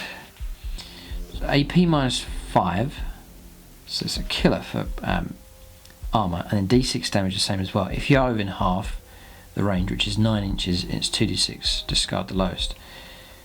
The tricky thing you could do with them is like character assassination, where you swing around very quick, you catch a character so that you're the closest to him, you hit him with a heat lance. Most characters you're going to have 3 to wound, that's strength 6, -5, and then d6 damage. If you get a couple of those through, then all of a sudden loads of damage potentially, and then charging in to finish them off. So character assassination is an option, because vehicles, you fire at the vehicle, yes, you get your hit, and all of a sudden you have 5 to wound. So heat lance, as much as I like the weapon and the look of it and so on, the idea of it's great, but strength 6 is a big letdown for them. So maybe the blaster's the general better option, because even if you do go after characters, you're going to be coming in at strength 8. AP4 is going to be enough. You know, 3+ armor save vehicles just going to get nothing, and the d6 damage is the same. So I think the blaster's worth it. 2 blasters is worth it, I think. Yep. What's great about these is also it's assault, so you can make your advanced move and still fire. So for every 3 models in the unit, 1 model may take a Grav Talon or cluster caltrops. Okay, so the Grav Talon is 3 points, cluster caltrops is 3 points. There's some cheaper bonuses there you can grant to these. Not sure how you mark that on the model. But what do these do? So the Grav Talon, after this, for every 3 models, so you can take multiple caltrops or Grav Talons. After this unit has completed a charge move, roll d6 for each of its models armed with a Grav Talon. That is within an inch of an enemy unit. The 4+ unit suffers a mortal wound. Okay, it's the ability to cause some mortal wounds.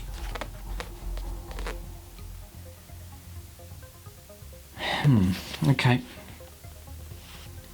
Yeah, maybe worth it. Just make them a bit more deadly. Okay. Cluster caltrops then. Roll a d6 for each enemy unit within an inch of any models of cluster caltrops. Any unit that falls back on a 4+, it suffers a mortal wound.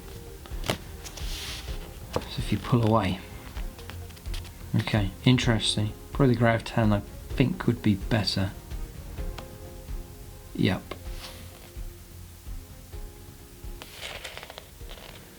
Yeah, it's Grav Talon or cluster caltrops. It's an interesting choice. Yeah, okay.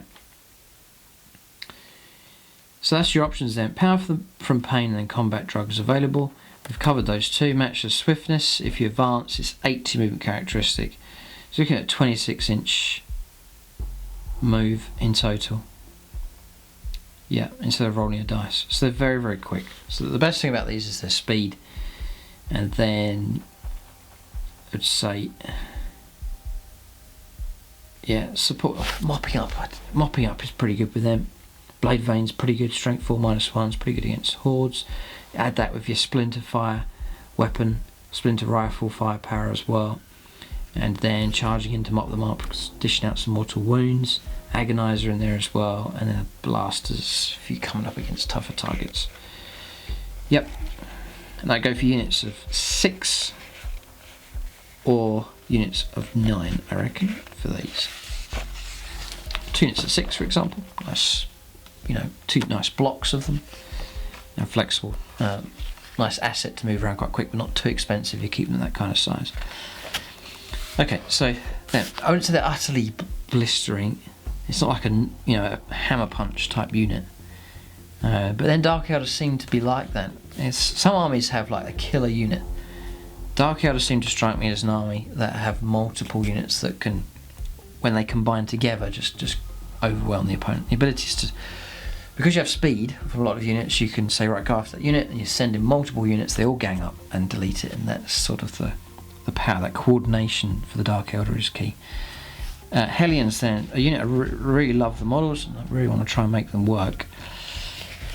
We'll see, this is raw as it is, we haven't seen stratagems yet, and warlord traits and bonuses and so on, and relics and so on, all these kind of things that can enhance these different units, that's all to come. So we're just looking at them as they are at the moment. Hellions. So we've seen in other codexes some units, they're okay, and then all of a sudden, like destroyers for Necrons for example, all of a sudden one decent stratagem and that average unit suddenly becomes utterly incredible. So we'll see that later on. But Hellions here, again, fast attack, plenty of, as it should be for Dark Eldar, plenty of fast attack options here. They're 14 points each, so unit 10's 140 points. Movement 14, they are nice and quick. Weapon skill, ballistic skill 3 plus, strength 3, toughness 3, 1 wound, 2 attacks for them, leadership 7, and 5 up save.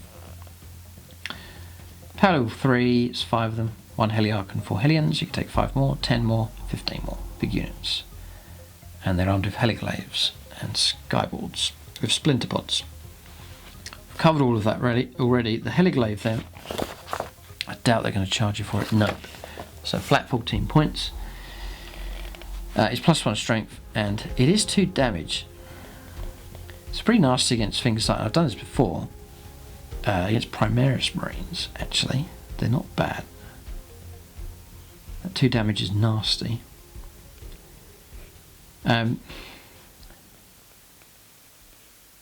Yep.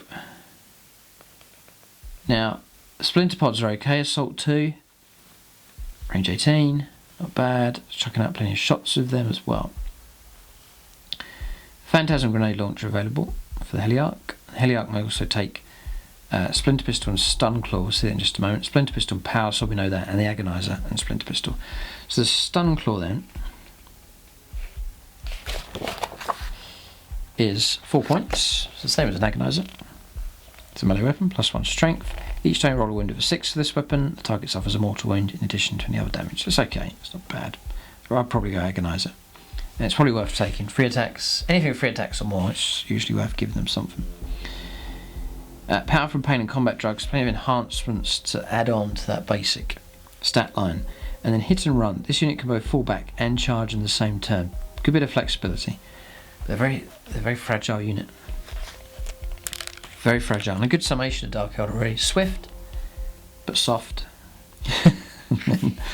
Potential, but often they get shot to bits. And they're very dazzling sort of look about them, and quite large.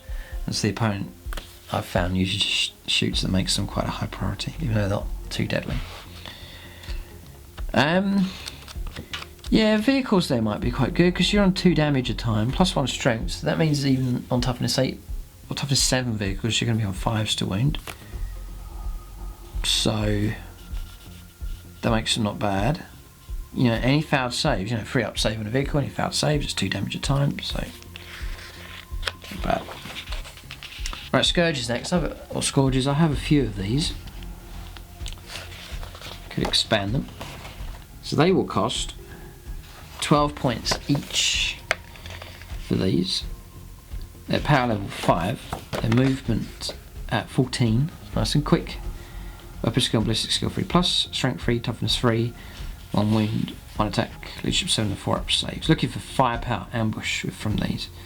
The Solarite gets you an extra attack, extra leadership of 8. You take, there's 4 of them, you can take number 5. The model was armed with a shard carbine and plasma grenades. Now the shard carbine, plasma grenade is pretty good as well, by the way. It's like the Eldar, it's range 6, grenade D6, strength 4 -1. It's pretty good, 1 damage. So the shard carbine, again, probably free of charge. Yep. And it's going to be 3 shots, I think. Yeah. So range 18, assault 3. poison weapon, 0 on the damage, 0 on the AP and 1 damage. It's not bad. Now, here's your options. Up to 4 Scourges may replace their Shard Carbine with either Splinter Cannon, Dark Lance, Heat Lance, Shredder, Haywire Blaster, or Blaster. Well, I struggle with the actual kit itself. You don't get loads of options. You have to buy multiple kits. Say you wanted 4 Dark Lances, you've got to buy them. It's not all in the one kit. You have to buy multiple kits to try and get all those weapons lined up. So I found that annoying. So I sort of have one of each. I had like a squad of them. Which you could do. You could mix and match your weaponry. Splinter Cannon, I don't think it's a great option because you've got a free shot weapon, Assault 3, range 18, for free, 0 points, and then you're paying out for a rapid fire 3 weapon for 10 points. I don't see that as much of a good idea.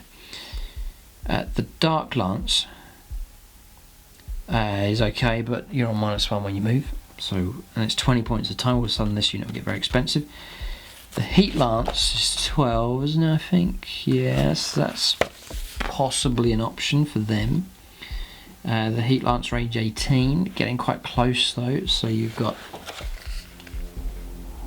the possibility of being shot to bits. Maybe quite good as a, because you've got Winged Strike here, so you've got that Deep Strike more than 9 inches away.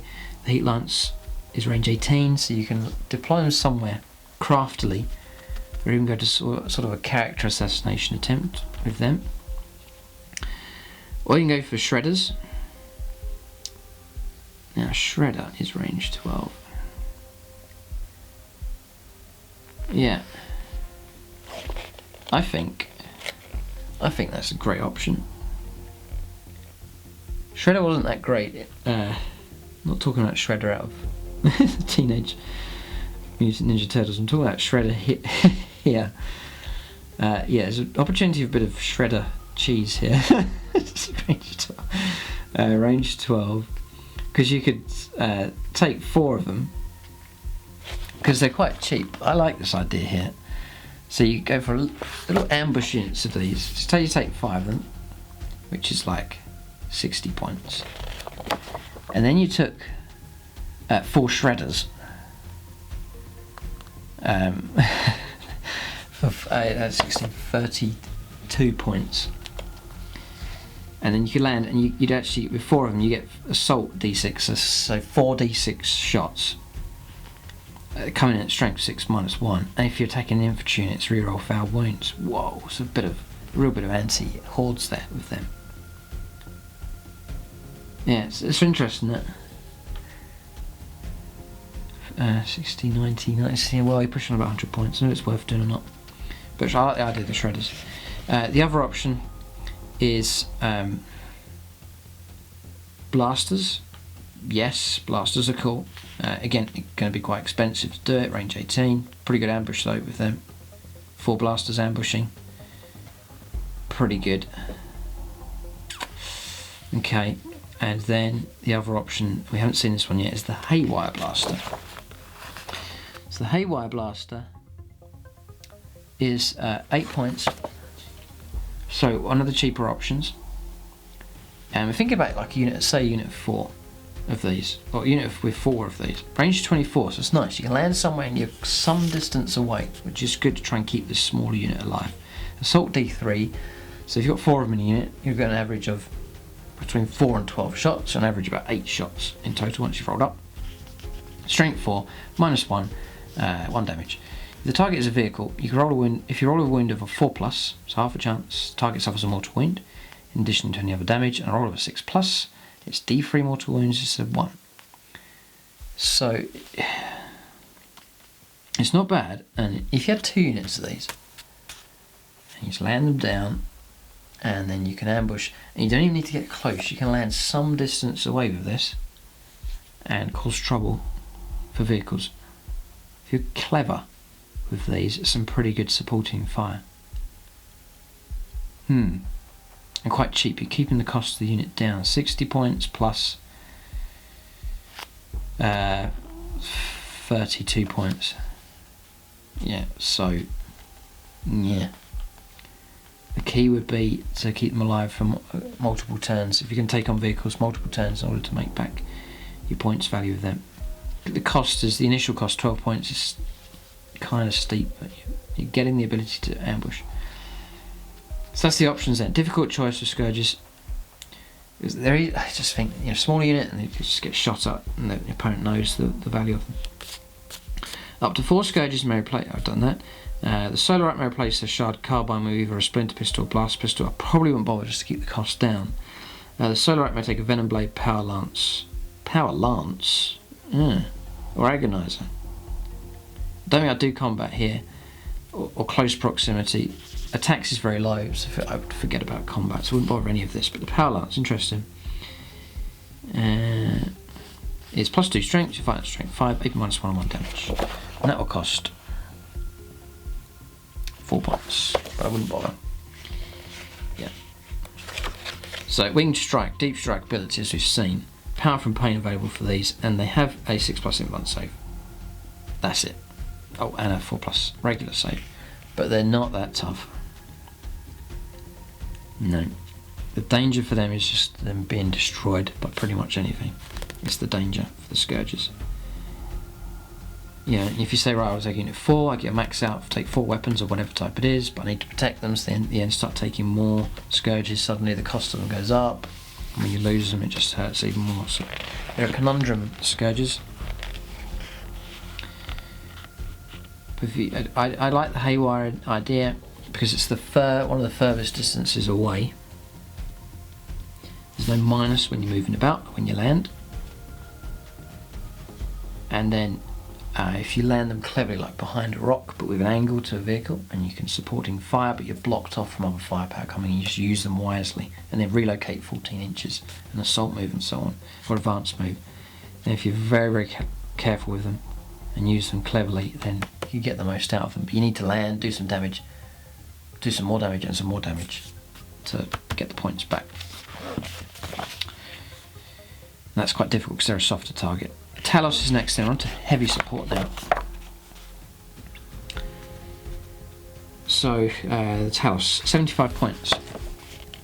This is sort of tougher stuff for the Dark Eldar.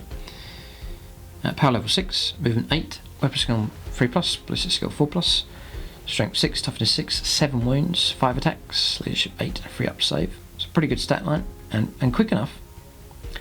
The good thing about these is they're nicely away from that damage bracket.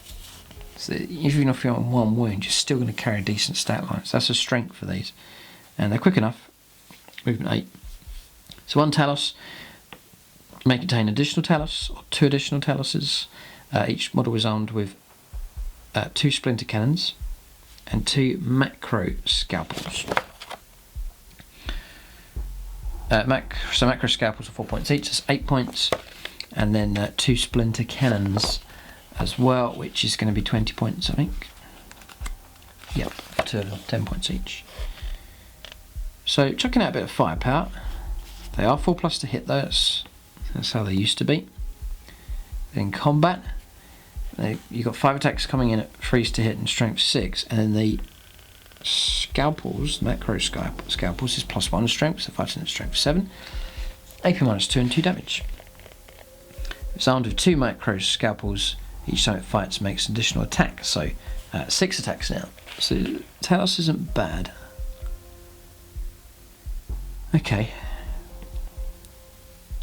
So it's like the light tank for these guys, the Homunculus Covens. Yep. My old Dark Eldar army used to have one of these floating around usually. But now you're going with the different theme, Homunculus Covens, Carbor, which is, I doubt he's going to be in my army, but I'm not saying the unit's bad. They look pretty good, and you can arm them with some different shooting weapons. But again, 4+ to hit is the issue. So equipment like a tank, give them some heavy firepower. See, if Dark Lance is an option, no, it's not, because that would be on -1. You'd be on 5s to hit. Any Talos may replace one of its macro scalpels with an Ichor Injector or twin liquefier guns. We've seen these already. Twin liquefier is assault 2d6, strength 3 -d3 on the AP. It's also hits on the target. Interesting. And the other option is the Ichor Injector. We've covered these already. Yeah.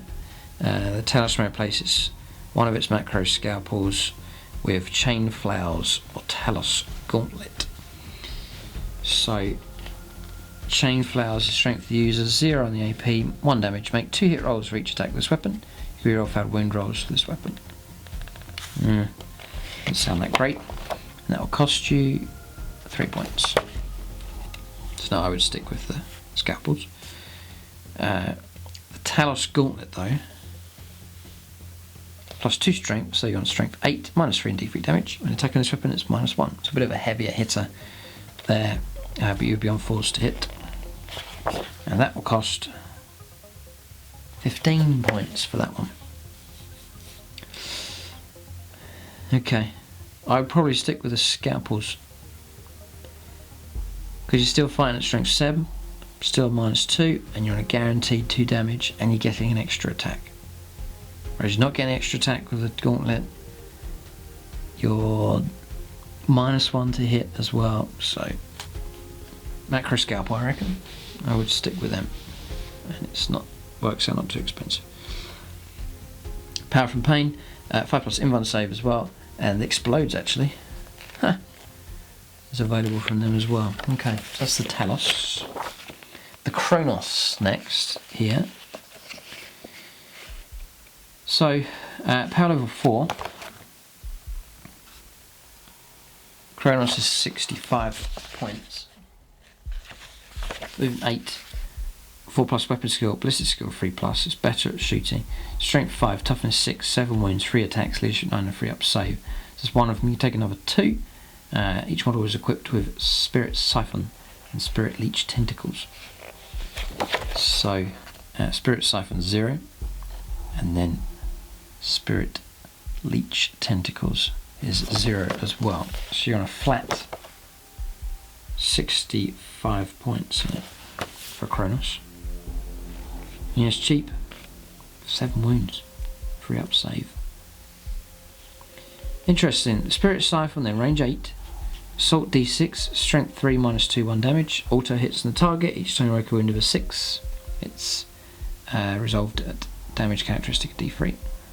Wow, damage d3. Spirit Vortex, range 18, assault d6, strength 3, -2, 1 damage. And it's the same special rules there as well. 6 pluses for d3 damage. Well, that's the Spirit Vortex, which is 10 points for that one. Okay, it's a bit more expensive. Better range than range 18. Yeah, range 18, it means you can start pouring in firepower a bit quicker. So it's pretty good. Yeah, Spirit Leech Tentacles then. Strength for the user, strength 5, AP -1. Each time I make a wound of a 6 this weapon, it's again damage d3. Any model may take.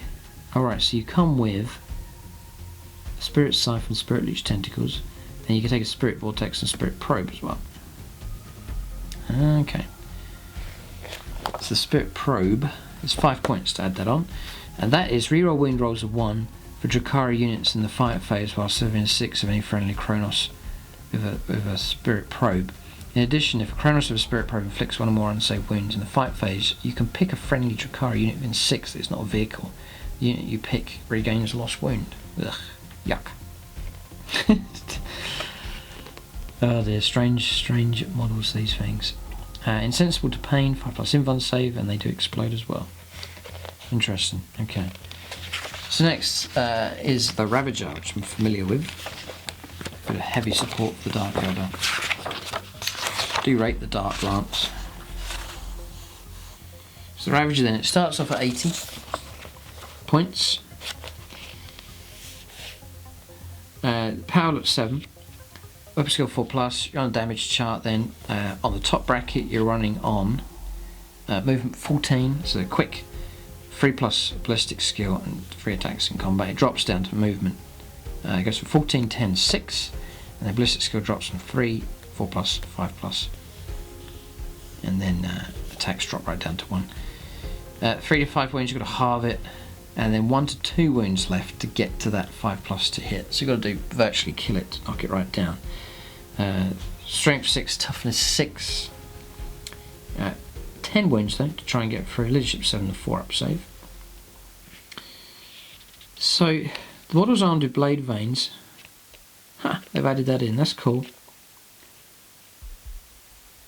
Weapon skill 4+ to hit in combat. 3 attacks when you're healthy, and they come in at strength 4 AP -1 and 1 damage. Not bad. Now, the standard loadout that I go for is the Dark Lance, which costs 20. So you're looking at 140 points then for this model, fully equipped with 3 Dark Lances. You don't pay anything for blade veins, I don't think. No. So about 140 points. So it's not as much as some of the bigger main battle tanks out there. You're looking at, yeah. Now this is helpful. Okay. What you have here is range 36, heavy 1. Strength, covered all this, strength 8 -4 and d6 damage. Changes weapons type from heavy to assault if it's equipped on a vehicle. It's very, very helpful for these. So if you do move, you haven't got that fear of the -1 to hit. And also you can then go 14-inch move, you can advance and still shoot 4+ to hit. Cool.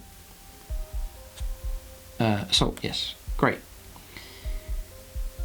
This model may replace 1 Dark Lance with a disintegrator cannon, 2 Dark Lances with 2 disintegrator cannons, or 3 Dark Lances, right? So you can mix and match now, cool. And then you can take vehicle equipment. Now, the disintegrator cannon is 15 points, a bit cheaper. So, 125 point unit. The disintegrator cannon's same range, 36. 3 shots though, so like 3 of them, that's going to be 9 shots coming from this unit. So like you're going to get 6 hits on average. Strength 5, -3 and 2 damage. So a bit of anti-heavy armoured infantry here. Anti-Terminator, anti-Primaris Marine. Pretty good. Anything toughness 4 is going to be in trouble. You can freeze to wound. They have -3 and 2 damage. So anything lots of or multiple wounds is in trouble. So yeah, it's not bad. Depends what you need. Usually with the Dark Eldar, I need the Dark Lances for busting armour. So I don't usually go for the disintegrator cannons. Can't afford to do that and need those Dark Lances. So usually I go for the Dark Lances.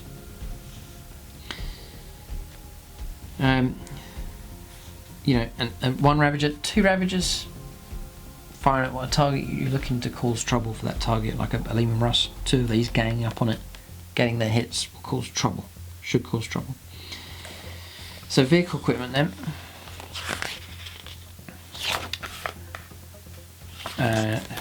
Which will be up here. So you can go for, this is interesting, so chain snares then. Chain snares is 2 points.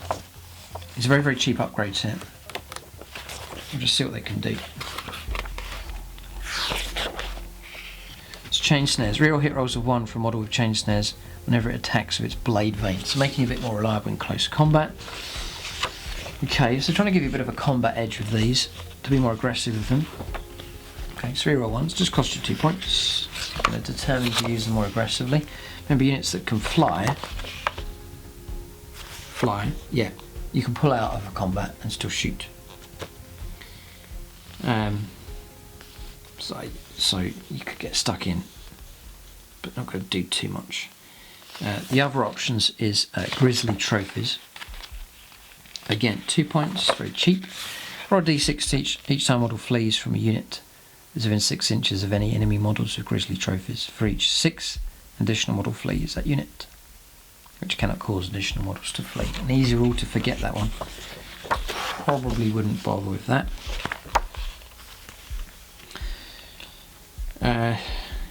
Then your other options is a Phantasm Grenade Launcher. Okay. Let's just check something. Just want to check something here. Phantasm Grenade Launcher. No, you can't stack it. If a unit is hit by 1 or more Phantasm Grenade Launchers, it's -1 for the leadership characteristic until the end of the turn. So you can't get multiple Phantasm hits coming in cause real trouble for leadership. It's just a hit, so it's not that deadly. Yeah, okay, so that's annoying, that one. So then your last option is a shock prow, which can't be taken on with venom, by the way. I take it it's going to be a combat weapon. It's a point, right, so you may as well take it. Not expecting it to do very much. So strength use -1. The bearer can only make a single attack with this weapon each time it fires. If the bearer charged this turn, this weapon has a damage characteristic of D3 instead of 1. So it's alright. It's a shame it's not more scary really, but you know, because it's quite a lump of equipment on the front of the vehicle, but it basically is D3 damage, so it's alright, but not bad. But you may as well take it for a point, so I'd add that in, and the model comes with it anyway. Well, it doesn't always, no, but it's an extra, looks different on the plastic kit. Okay, so that's some slight upgrades available there for the vehicles. Ravager though, really, usually you're going to be backed off away. It's more of a supporting vehicle if you're going to go for the Dark Lances, so you're probably not going to need the shock prow very often. But yes, maybe on Raiders, you know, Raiders, to shield your units from damage on Overwatch and so on, you charge your transport in, and then charge your unit, and transport absorbs the Overwatch, and then you charge your other unit, whatever it is, it could be a witches. So then if you are charging the vehicles in, than regular Raiders, you may as well go for a little bit of combat ability, a little bit of enhancement. Okay. So that's the Ravager then. So regular Raider now. So on dedicated transports, the regular Raider is 65 points, starts off nice and cheap. But then you've got the Dark Lance, you can add another 20 onto that, all of a sudden you're onto 85 points. It's the same stat line as before, but oh dear, no, not really. Toughness 5 on these, so very flimsy construction on these. But other than that, it's the same, still 14-inch move with these, yep.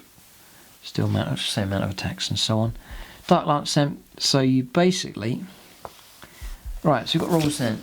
There are some rules here. We're hovering, by the way, it's 5+ invuln save on the Ravager. So a bit of protection. It's helpful enough. Then hovering, you measure to and from the model's base or the hull. Yeah, whichever is closer. Right. And the Raider. Okay. So open top, let's get this right here. Oh, just do this first of all. You can take the disintegrator cannon. Splinter Rex then is 10 points for that. More expensive.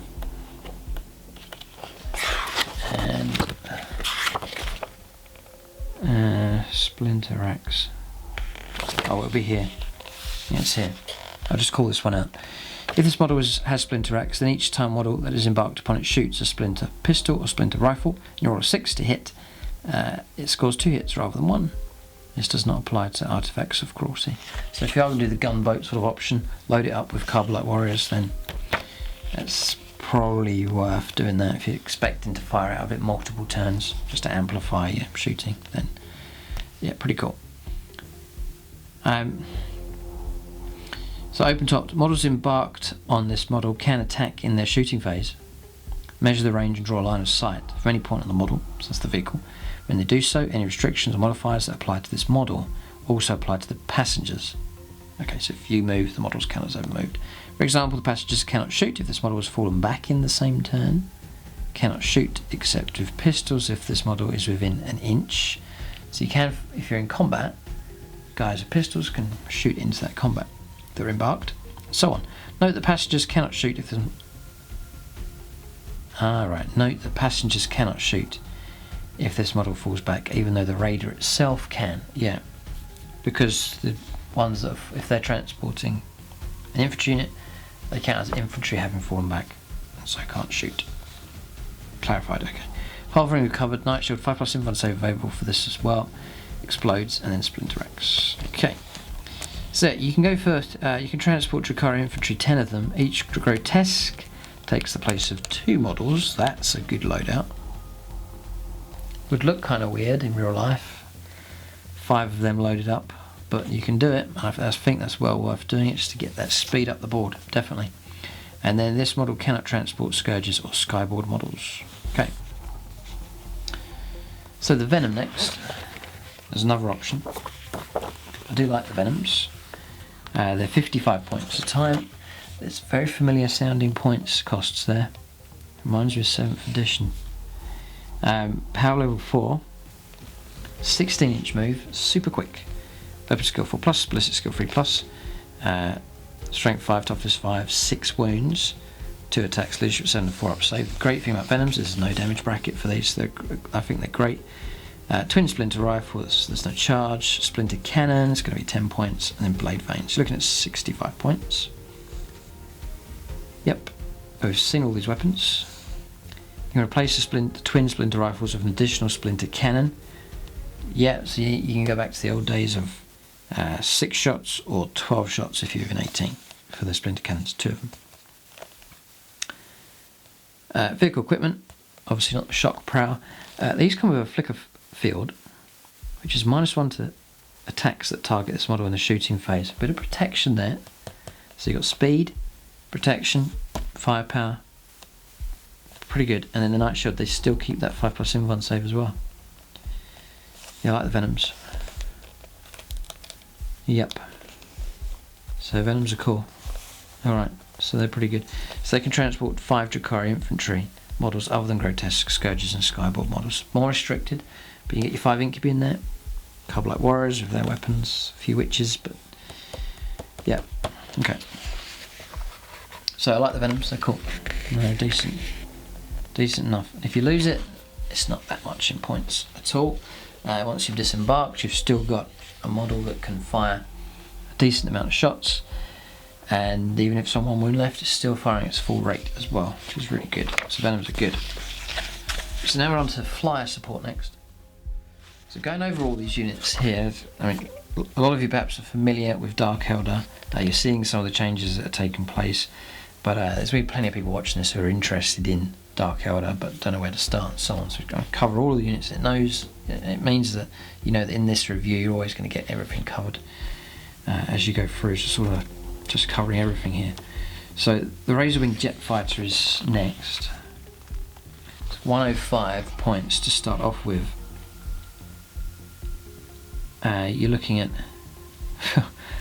yeah, it's 10 wounds, strength 6, toughness 6, 4 up save. Movement is between 20 and 72 inches. This is lightning fast. 3+ ballistic skill. Then it drops down to 4+, 5+ with damage.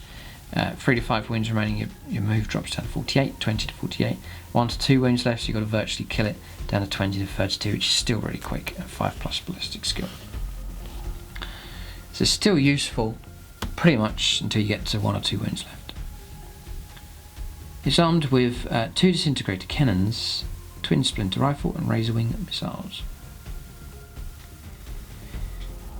So you can replace the 2 disintegrator cannons with 2 Dark Lancers.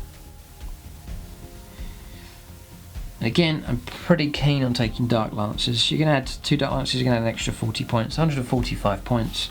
If you go to 2 Dark Lance options, or 2 Dark Lance option. And we replace the Twin Splinter Rifle with Splinter Cannon, bit of extra fire support. You'd be half tempted to take the Disintegrator Cannon option with this and combine that with your Splinter Cannon and with your missile shots, you know, and go around hunting heavy infantry, definitely. So supersonic, each time you move, you first pivot on the spot up to 90 degrees and then you move the model straight forwards. You cannot pivot again. When it advances, increases its move characteristic by 20 inches. So you can go 72 plus 20, 92 inch movement if you really want to. 5+ invuln save is available. It's hard to hit. It's -1. Airborne, so it can only be charged by units that can fly, can only attack or be attacked in the fight phase by units that can fly, and crash and burn on a 6 if it dies. So the missiles then.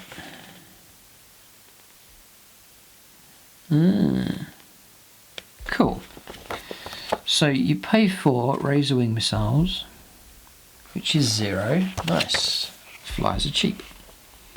Now what you do here is you don't pay for individual missiles. That's what you used to have to do. Now you just pay for, or you just get razor wing missiles, and then each time you shoot, you just choose which missile you want to fire. Cool. So a bit of versatility here. So the first one's the Monocybe. They're all range 48. The Monocybe is Assault D6, Strength 6, minus 0 on the AP and 2 damage. So Monocybe's okay. Then you've got the Necrotoxin, which is range 48. Assault 3d3, so between 3 and 9 shots you're going to get with that. Pretty good. It's poisoned, and it's add 2 to the wound rolls for this weapon. So unless it's a vehicle, so you're on 2s to wound with your shots that come through. Pretty good. AP 0 and 1 damage. So these aren't deadly missiles, but they're not bad. Then the Shatterfield missiles, Assault D6, Strength 7 minus 1, and you can reroll failed wound rolls for this weapon, and it's damage 1. So not that deadly, but so good harassing firepower available from this. Wouldn't expect it to take out a target in one round, but the firepower's there to do some damage for sure. And again, you can fire the missiles at infantry, for example, and then fire your Dark Lances at a vehicle target, so the ability to split fire is pretty good. Now, I like the flyers. You know, you're trying to move up the table, you've got all your transports loaded up, you move swooping in, and your flyers can join in with that attack nice and quick, flying over the top like that. With a sound effect. Okay. Now, it looks cool. It does look, the flyers look great. They're beautiful models, they really are nice. The next one's the Void Raven Bomber, which my one always gets shot to bits, or just one shot killed, and never gets to fire. It's just a bit intimidating. It just gets blown away, which is a shame. But the Void Raven Bomber then, that starts off at 155 points, an extra 50 points on top of that. Be tempted to go for 2 of them harassing the opponent instead of 1 of them, I reckon. But anyway, it's 12 wounds of him, 4 up save. Your damage bracket is 60-inch move, 40-inch move, 25-inch move, and your ballistic skill drops. It's the same. Yeah, okay. You've got to get to 1 to 3 wounds before you hit your bottom bracket. So it's armed with 2 Void Lancers. And what do they cost? Oh, 0. Oh, well, that's kind of weird.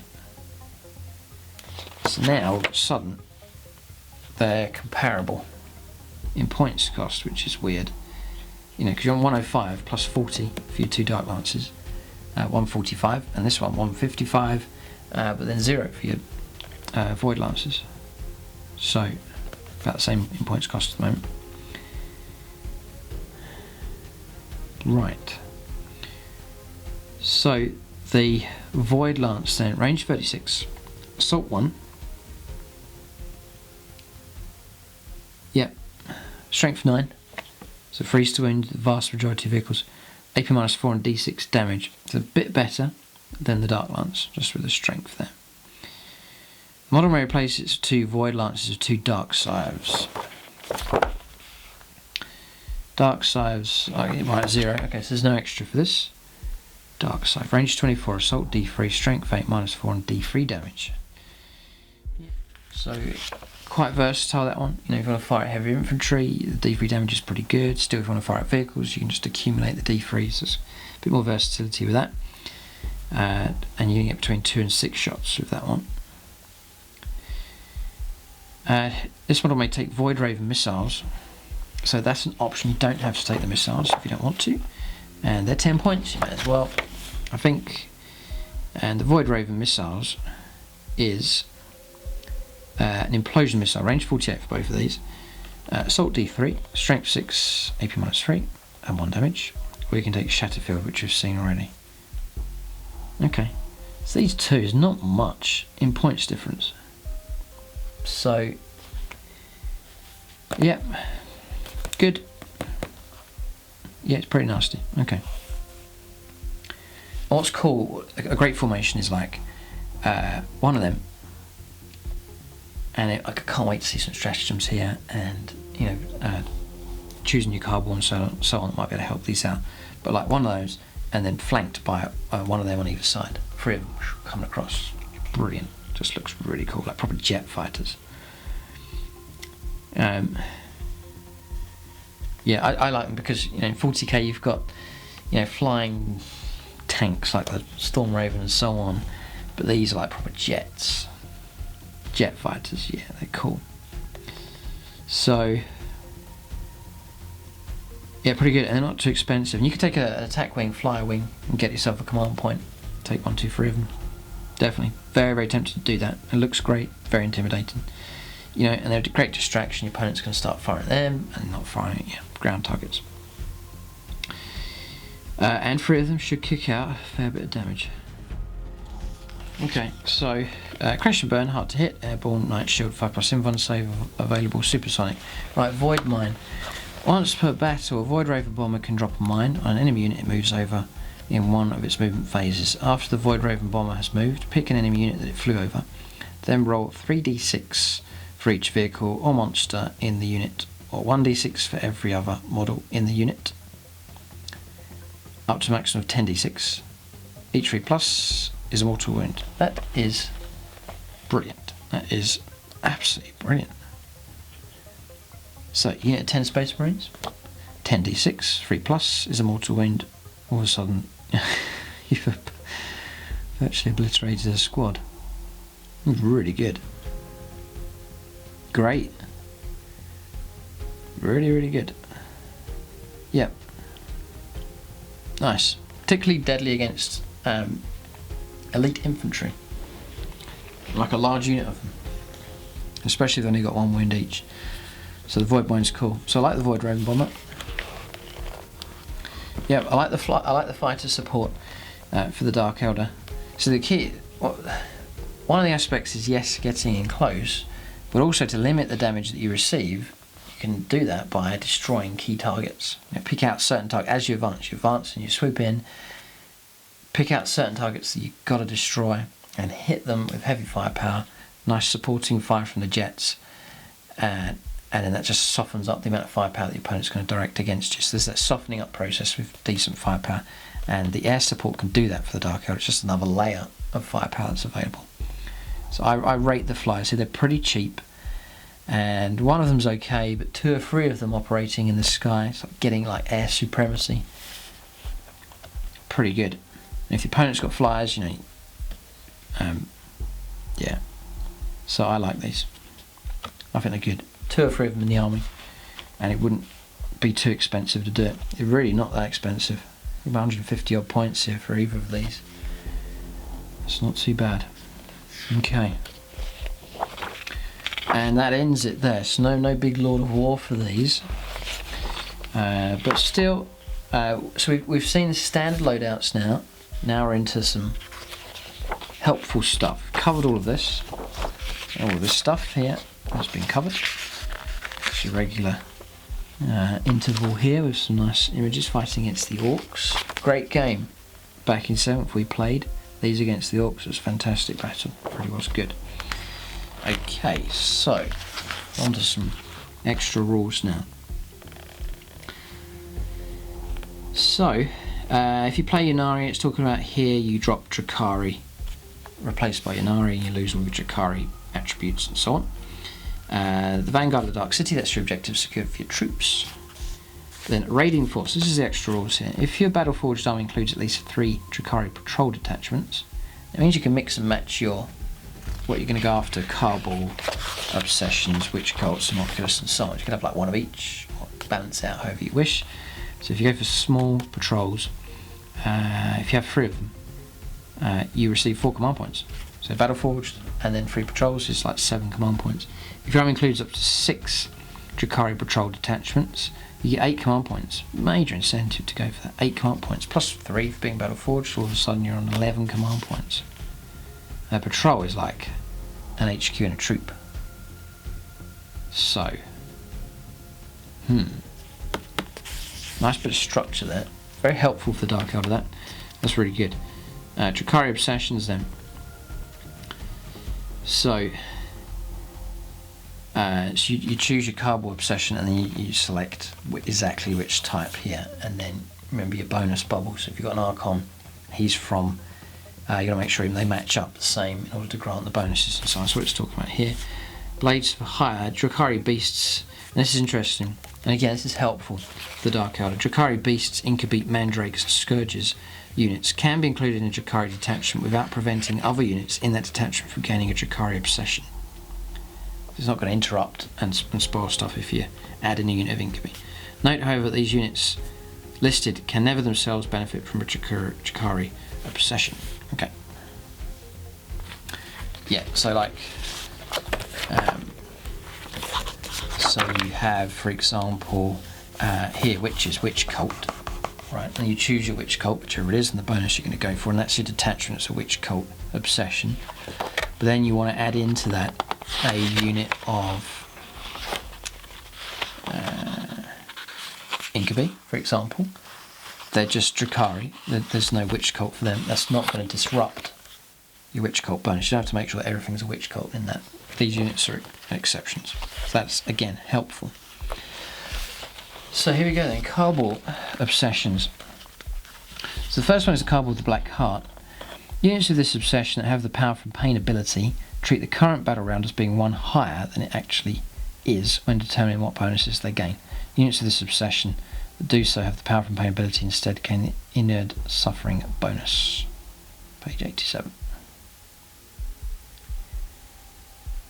Okay. Right, units that don't have Power from Pain gain Inward Suffering. Which is... oh, 6 is to ignore damage. Right. Okay. Okay. So, next is Cardboard of the Flayed Skull. That was pretty cool. That's good. So you get one step ahead with your bonuses there for your Power from Pain, which is alright. Add 3 inches to the move characteristic of all models of this obsession that can fly. Right, so it's all like your Raiders and so on. If such a model has a minimum and maximum move characteristic, only add 3 inches to their maximum one. Oh, okay, yeah, it doesn't. Okay, so it doesn't affect your minimum move. It's not going to mess that up. In addition, enemy units do not receive the benefit to their saving throws of being in cover against attacks made by models of this obsession that can fly, or that are embarked upon a transport that can fly. Cool. You reroll hit rolls of 1 for such models when attacking with rapid fire weapons. Great. Well, a stack of bonuses here. So again, if you're going to go for the flyby shooting, loading up Raiders with Carbonite Warriors, you know, Space Marines in cover, 2 up save, no, and they're going to ignore that. You're rerolling your 1s with your rapid fire weapons, and you're moving quicker as well. So a stack of bonuses from that one. The Flayed Skull, pretty good. Carbon of the Poisoned Tongue. Reroll wound rolls of 1 for melee weapons and poisoned weapons used by models of this obsession. This does not apply to artifacts or cruelty. For the purposes of this obsession, a poisoned weapon is any weapon with the poisoned weapon ability. So that's okay. So that one's probably the better one. And then Carbon of the Obsidian Rose. The range characteristic of all assault, rapid fire and heavy weapons used by units of this obsession is increased by 6. So helpful if you are looking to fire from a distance, which doesn't really match up with the Dark Elder generally. But I'm thinking Carbonite Warriors loaded up inside Raiders, that's the best one. There. Carbon of the Flayed Skull. There's like a stack of bonuses on that. Pretty good. So these are okay. I like Carbonite Warriors and that theme. I'm more in this direction at the moment, Witch Cult obsessions. But I may well just go for a mixed. Yeah, may well go for a mixed set of patrols, different ones. I may major on this. So let's have a look here. Cult of Strife. Increase the attack's characteristic of models of this obsession by 1 in any turn that they were charged, or made a heroic intervention. Cool. Well, that's good. Yeah, so all those little weapons you've paid for, the extra agonizers and so on with your witches, succubus and so on, extra attacks, that's making it pretty good. So, pretty good. Cult of the Cursed Blade. Increase the strength of characteristic models of this obsession by 1, that's pretty good. In addition, when a unit with this obsession fails a morale test, only one model from that unit must flee. That's a good one as well, difficult choice. And then Cult of the Red Grief. Units of this obsession can charge in the same turn in which they advanced. It's helpful if you're playing on foot. In addition, you can reroll failed charge rolls for this unit, for units of this obsession. So definitely if you... Yeah. So all of these are good. Difficult choice. But again, it's very open for you to tailor your army to your battle plan. You know, you develop a plan of how you want to fight, and then just a simple case of picking which one suits that, and then you can enhance your overall strategies. Those are all good. Moculus Coven then. The Prophets of Flesh. If a model has this obsession, this layout's different here for this codex. It's not really used to this. This is 3 pages here, and the layout's quite different. This is, I'm not sure if the codexes are evolving a little bit here, but this is interesting. So Prophets of Flesh. If a model has this obsession, the invuln save conferred by its insensible to pain abilities increases to 4+. Nice, that's I'm sure that'd be a popular one. The Dark Creed. Models and enemy units must subtract 1 from their leadership characteristic for each enemy unit with this obsession within 6 inches of theirs to a maximum -3. Okay, that's okay. And then the Coven of 12. If you play that well, you could stack it up. Coven of 12. Improve the arm penetration characteristic of all melee weapons used by a model with this obsession by 1. That's cool. For example, arm penetration of 0 becomes -1, and so on. Doesn't affect artifacts. Yeah, it's pretty good. That one is very good. Extra -1 when you get in combat. Yeah, pretty good. So all of these are helpful. Yeah, this is what I've been looking at here. Look, 4 pages. 4 pages of stratagems. So we're going to run through these, and sometimes when I'm writing a new list, I read these first and pick out some really good stratagems, and then that really does have a major influence on the army build. So let's see what we see here. So if you're watching this and painting, which a lot of people in the people have told me that they do, keep going, you're doing well. We're going to run to the tasty bit here for stratagems. So the webway portal then. Okay, so starting with a good one. 1 command point or 3 command points. Use this stratagem. This like helps thinking about how do we get the Dark Eldar in close quickly. So use this stratagem during deployment. The same for the Eldar, I think, this one. If you have not used this Screaming Jets stratagem in this battle, if you spend 1 command point, you can set up 1 Drukhari infantry, biker or beast unit from your army in the webway. Instead of placing it on the battlefield, if you spend 3 command points, you can place 2 such units in the webway. Instead, any units in the webway can emerge at the end of any of your movement phases. Set them up anywhere on the battlefield that is more than 9 inches from enemy units. You can only use this stratagem once. So, deep strike ability for some units of your choice. Cool. So you could, for example, save a load of points and drop some raiders, and then go big on some witch units, and then just drop them in 9 inches away, and away you go. For example, or ambush with something, some kind of firepower and so on for models. Alliance of Agony then, 1 command point, use the stratagem before the battle. If your warlord is an Archon, choose up to 1 homunculus and up to 1 succubus from your army. Generate a warlord trait for each character you choose. Note that these characters are only regarded as your warlord for the purposes of these warlord traits. Okay, so extra warlord traits basically, and if there's some tasty ones, may well be useful. 1 command point to do that. Architects of Pain. Use this stratagem at the start of the battle round. Choose a unit from your army that has the power from Pain ability. Till the end of the battle round, that unit treats the current battle round as being one higher than it actually is. That sounds okay. When determining which bonuses it gains from the power from Pain table, this is cumulative with other similar effects, such as couple the Black Hearts first for power. Yes, you can get 2 ahead if you combine it with that, which is helpful enough. Yeah, okay, that would be helpful. This one's quite cool. Haywire Grenade, 1 command point. Use your stratagem before a Drukhari model from your army throws a plasma grenade like an Archon, getting 2s to hit at a vehicle. Only make a single hit roll. If it hits, it's D3 mortal wounds against that vehicle. Vehicle unit, yeah. Lightning fast reactions. Use your stratagem when a Drukhari infantry vehicle or bike unit from your army, excluding Yuri and Rakarth, or Homunculus Coven unit, is targeted by a ranged or melee weapon. Subtract 1 from hit rolls made against that unit for the rest of the phase. Drukhari infantry, vehicle or biker. It's 2 command points though, it's expensive to do it just to get that -1. Difficult. Prizes from the Dark City. I think the Necron's going to be hard to beat here for stratagems. Prizes from the Dark City, that's just your extra relics. Eviscerating Flyby is 1 command point. Use a stratagem on a witch cult unit from your army that can fly advances. Oh, like Reavers, I think. Yeah, or Hellions. They're all witch cult units. Interesting. Yes, you really have got to choose your witch cult right, because it's going to have a big impact on multiple units. Yeah. Okay. When it advances, if the unit moves over any enemy units in that phase, choose one of those enemy units, and roll d6 for each model, adding 1 to the result if the enemy you picked is infantry. On a 6+ or a 5+ if it's infantry, the enemy unit you choose suffers a mortal wound. Right. Cool. Pretty good.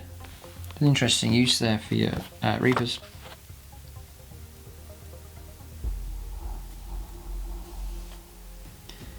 Yeah. I like that one. That one's cool. So Reavers, real harassment value from them.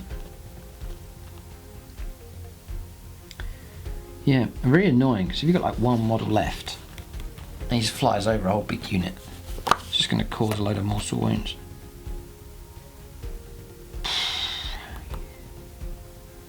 Fascinating. Especially if you've got like your opponent's getting big blobs of infantry and you're rolling like, he's got 30 of them, 30 dice at 5+, and it's just like one Reaver that's just flown over the top. But then that just represents him going low with all the blades, then just hacking through a whole rank of them. So I like that one. That was really good. Good fun. Fleshcraft. Use this strategy at the end of your movement phase. Select a Homunculus Coven monster or grotesque model from your army that is within 3 inches of any Homunculus Coven homunculus from your army. That model you selected regains D3 lost wounds. Okay, it's only a command point, so that's pretty helpful. Fire and Fade, same as the Eldar. Use a stratagem after a Drukhari unit from your army shoots in the shooting phase, the unit can immediately move, as if it was the movement phase. Cannot advance, however it cannot charge in the turn it does so. So you can move up, and then you can shoot, and then you can move again. For that, Fire and Fade, helpful. But you're restricted to 7, so Reavers you can't bug out 18 inches with that one, so they put a restriction on it. Cruel Deception. 2 command points. Use this stratagem if a Drukhari unit from your army falls back. You can still shoot and charge. Cool. Bit of tactical flexibility. A lot of these are a bit of an echo here from the Eldar. The Great Enemy. 1 command point. Use the stratagem when a Drukhari unit from your army is chosen to fight. Until the end of the phase, reroll failed wound rolls for attacks made by this unit that target Slanesh units. Right, very specific. Release the Beasts. 1 command point. Use the stratagem at the start of your charge phase. Choose a Beastmaster from your army. Until the end of that phase, you can reroll failed charge rolls for units of Drukhari Beasts from your army within 6 inches of that Beastmaster. Okay, very helpful. And only command point for that. Hyper Stim Backlash. 2 command points. Use the stratagem at the start of the battle round. Choose a unit from your army that has the combat drugs ability. Till the end of the battle round, the bonus that unit receives from combat drugs is doubled. It's like +1 strength, you get +2 strength. At the end of the battle round, roll d6 for each model in the unit. For each roll of a 1, it is a mortal wound. If you use this stratagem on a model that has the Stim Addict Warlord trait or the Fail Bouquet Artifact of Cruelty, all its bonuses are doubled, but it automatically suffers D3 mortal wounds at the end of the battle round. So yeah, if you really want to, there is a critical point and you can really overload, but it's going to cost you a bit. 2 command points. Screaming Jets. 1 command point. Use a stratagem during deployment if you have not used Webway Portal. stratagem in this battle. You can set up a Drukhari vehicle from your army that can fly in the sky instead of placing it on the battlefield. You can descend at the end of movement phases, set up anywhere on the battlefield more than 9 inches from enemy models. If you use this stratagem on a transport, all units embarked inside in it remain so when set up in the sky. Okay, so you can do that. There's a choice between those two. And if you play it right, like, you wouldn't say like, I want to take a unit of Carbolight Warriors and their transport and pay 3 command points. Well, you could just do 1 command point to get that vehicle plus all of the units inside. All units embarked inside. But you could have like 2 units inside. Yep, so cool. Yes. Yeah. Okay, interesting. Freakish Spectacle, 1 command point. Use the stratagem when enemy unit fails a morale test, within 6 of you in Rakarth, so this is very specific, or a Homunculus Coven unit from your army. 1 additional model flees from the enemy unit. Cool, helpful if it's like an elite model of some kind, mortal wound, or a flee, it's going to cause it to flee. Well, really horrid actually. It's something very expensive, and you fail by 1, you flee. You're just going to take another model off, because flee means no matter how many wounds you got, you're gone. So this could be nasty. The Torturer's Craft, 2 command points. Use the stratagem before you're in Rakarth, or a Homunculus Coven unit from your army fights in the fight phase. To the end of the phase, you can reroll valid wound rolls for that unit. Okay, it's quite specific. Right, they're giving you loads of these because there's virtually 3 armies in this book, so you know a lot of them are they are specific to which cult, cub, or that, whichever. So they're giving you a good spread. Hunt from the Shadows, 1 command point. Use a stratagem when a Drukhari infantry unit from your army is receiving the benefit of cover, is targeted in the shooting phase. To the end of that phase, add 2 to its saving throws instead of only 1. Doesn't affect inbuns. Cool. Yeah, that's helpful. Pray they don't take you alive, 1 command point. Use a stratagem if a Drukhari unit from your army slays the enemy warlord in the fight phase. For the remainder of the battle, every model in the enemy army subtracts 1 from their leadership. Cool. Okay, Soul Trap, 1 command point. Use a stratagem when an Archon from your army kills an enemy character in the fight phase. Increase the attack, strength, and leadership characteristics of the Archon by 1. Okay, not bad. Enhanced After-Sales, 1 command point. Use a stratagem when a Raider or a Ravager from your army advances. Add 8 to the model's move instead of rolling a dice. So if you need to get somewhere, that's helpful. It is helpful. Onslaught, 1 command point. Use a stratagem before an Incubi unit in your army fights in the fight phase. Okay, here we go. To the end of the phase, each time you roll an unmodified roll of 6 for a model in this unit, attack scores 2 hits instead of 1. Not bad yet. If there's a critical combat, you want to do well. Okay. Circle of Malediction, 2 command points. Use a stratagem in your psychic phase. Select some Oculus from your army and roll a d6 for each psychic unit within 12 and 4+. The unit being rolled for suffers d3 mortal wounds. You can use this stratagem once per battle. Pretty good. Torment Grenade, interesting. 1 command point. Use a stratagem before a model from your army fires a Phantasm Grenade Launcher.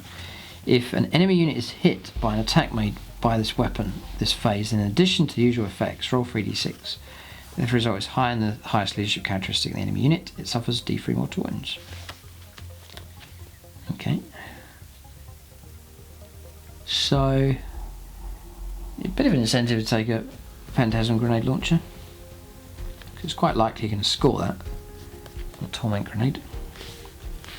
Agents of Vect. If there's any utterly blistering ones here. 3 command points. Use a stratagem just after your opponent has spent command points to use a stratagem. But before the effects of that stratagem are resolved, roll d6. On a 1, your opponent's stratagem is resolved as normal. On a 2 to 5, your opponent's CPs are refunded. But the stratagem they were using is not resolved and cannot be attempted again that phase. Wow, blocking a stratagem. Whoa. On a 6, the stratagem they're attempted to use is not resolved, cannot be attempted again this phase, and the CP spent are lost. This stratagem cannot be used to affect stratagems used before the battle or during deployment. Okay, so secret agents sort of mucking everything up. Countermeasures, yeah, interesting. Just at the right point in time, could be very helpful, that one. Useful. Insidious misdirection. 2 command points. Use this stratagem at the start of the first battle round, but before the first turn has begun. Pick up 3 Cabal of the Poison Tongue units from your army that are on the battlefield. Immediately remove these units from the battlefield and set them up again described in the deployment section of your mission. If you redeploy a transport, all units embarked inside it remain so when it's set up again. You can use this stratagem once per battle. Right, so now you're looking at, right, these are all starting to get specific now to the different Cabals and cults and so on. But Cabal the Poison Tongue, that was pretty good. Tactically a good one, that one. Failure is not an option next. 1 command point. This is for Cabal of the Obsidian Rose. Unit from your army fails morale test. Select which models will flee, but before removing them, each can either shoot as if it was the shooting phase or make a single close combat attack as if it was the fight phase. If any enemy models are slain by these attacks, none of the models flee from your unit. Whoa. If no enemy models are slain, the fleeing models are removed as normal. Well, that's pretty cool. Huh. That was a great one. That was really good. Masters of the Shadowed Sky. Use the stratagem when you select a Cabal of the Flayed Skull unit to shoot in the shooting phase. To the end of the phase, you can add 1 to the hit rolls made with this unit. Units attacks the target units that can fly. Helpful. No method of death beyond our grasp. 3 command points. This is for the Cult of Strife. The unit from your army has destroyed an enemy unit in either the shooting or fight phase. If used in the fight phase, use this stratagem after the attacking unit has consolidated. If the enemy unit was destroyed in the shooting phase, your unit can immediately shoot an additional time this phase. If the enemy unit is destroyed in the fight phase, your unit can immediately fight an additional time this phase. Alright, so you get the wipe out in combat, you can fight again. And if you destroy something, you can shoot again. Yeah, these are all quite powerful ones here for the different groups. Concealed booby traps. This is for Cult of the Cursed Blade. Use the stratagem, it's only 1 command point. Use the stratagem when an enemy unit finishes a charge move of an inch of a Cult of the Cursed Blade unit from your army. It's wholly on or within a terrain feature, or dust, or 4+. The enemy unit suffers D3 mortal wounds. Yes, okay, it's not bad. Athletic aerialists, 2 command points. This is Cult of the Red Grief. Infantry unit consolidates. Instead of moving towards the nearest enemy, the unit consolidates up to 6 inches towards the nearest Cult of the Red Grief transport from your army. If all models from the unit end their move within 3 inches, they can immediately embark upon it, if with the capacity remaining, as if it were the movement phase, and can do so even if they disembark from the transport during the same turn. It's quite a tricky one, that one. It could be helpful. Yeah, it's a real mixed bag here for these. Some are pretty good, others not so good here. Black cornucopians. 2 command points. Use the stratagem at the end of the movement phase. Pick a unit of Prophets of Flesh racks from your army and remove it from the battlefield. Then set it up again at its full. Whoa, this is good. Unit of Flesh racks from your army and remove it from the battlefield. Then set it up again at its full starting strength, wholly within 6 inches of the edge of the battlefield and more than 9 inches from enemy models. That's very, very powerful. Great. Restoring the whole unit back to full strength. That's very, very good. That's a really good one.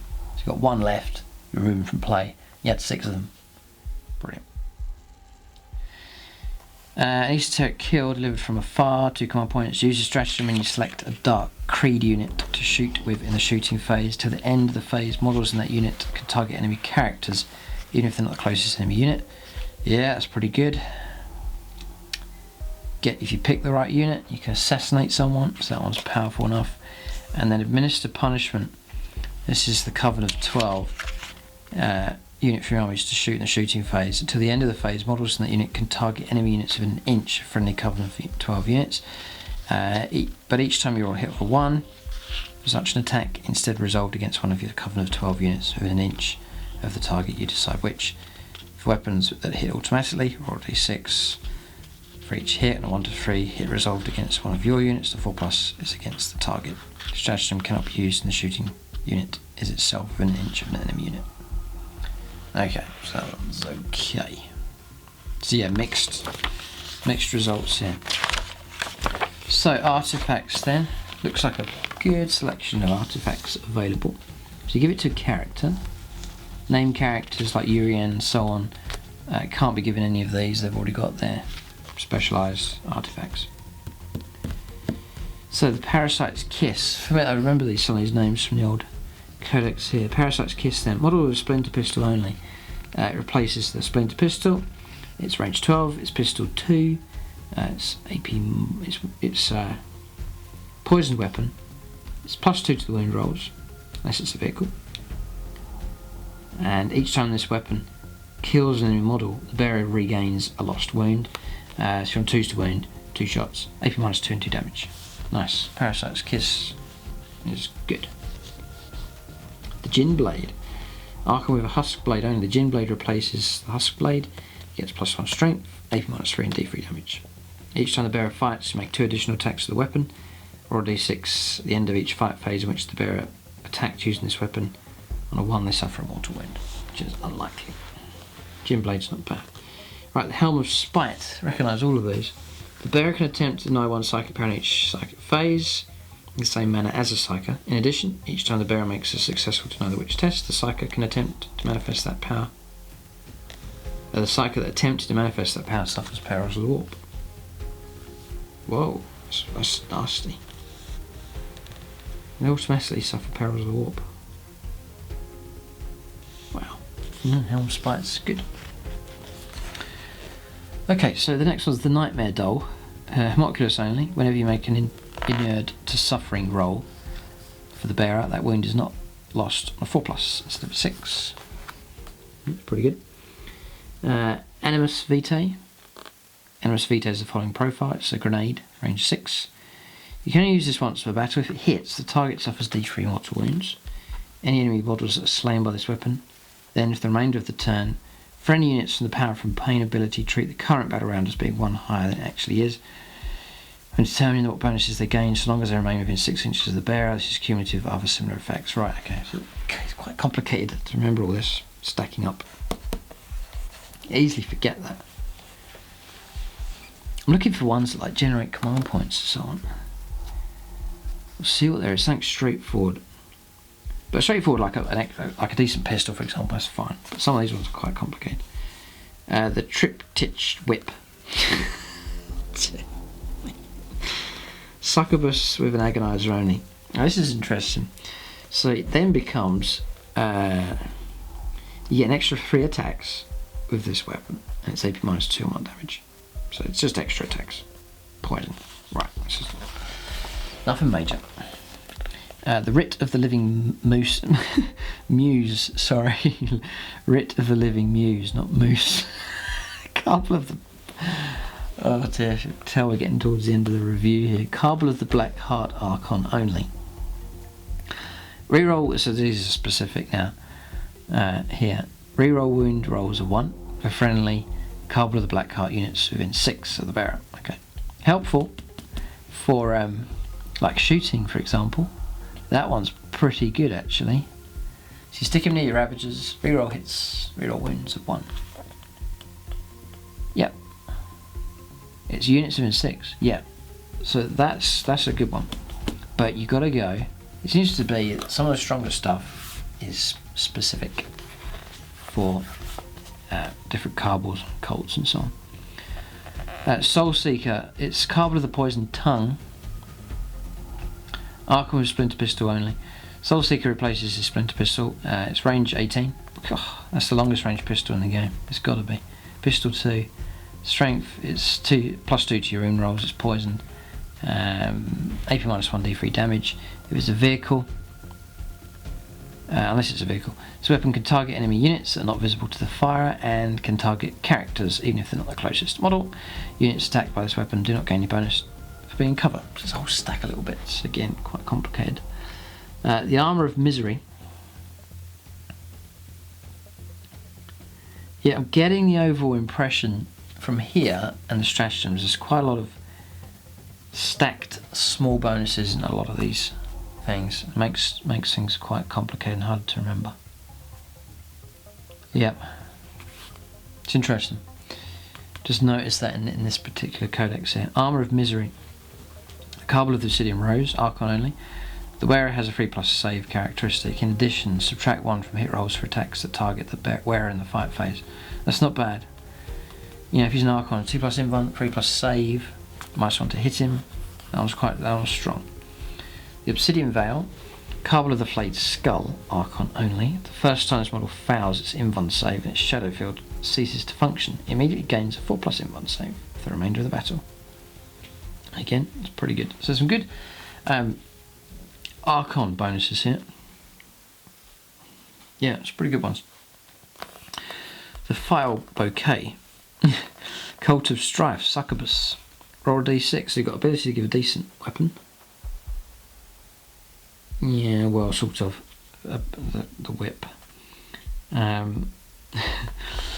Succubus only. Roll a d6 at the start of each battle round. To randomly determine a combat drug from the table on page 87. To the start of the next battle round, the model gains that bonus, in addition to any other combat drugs. Okay, so that's alright.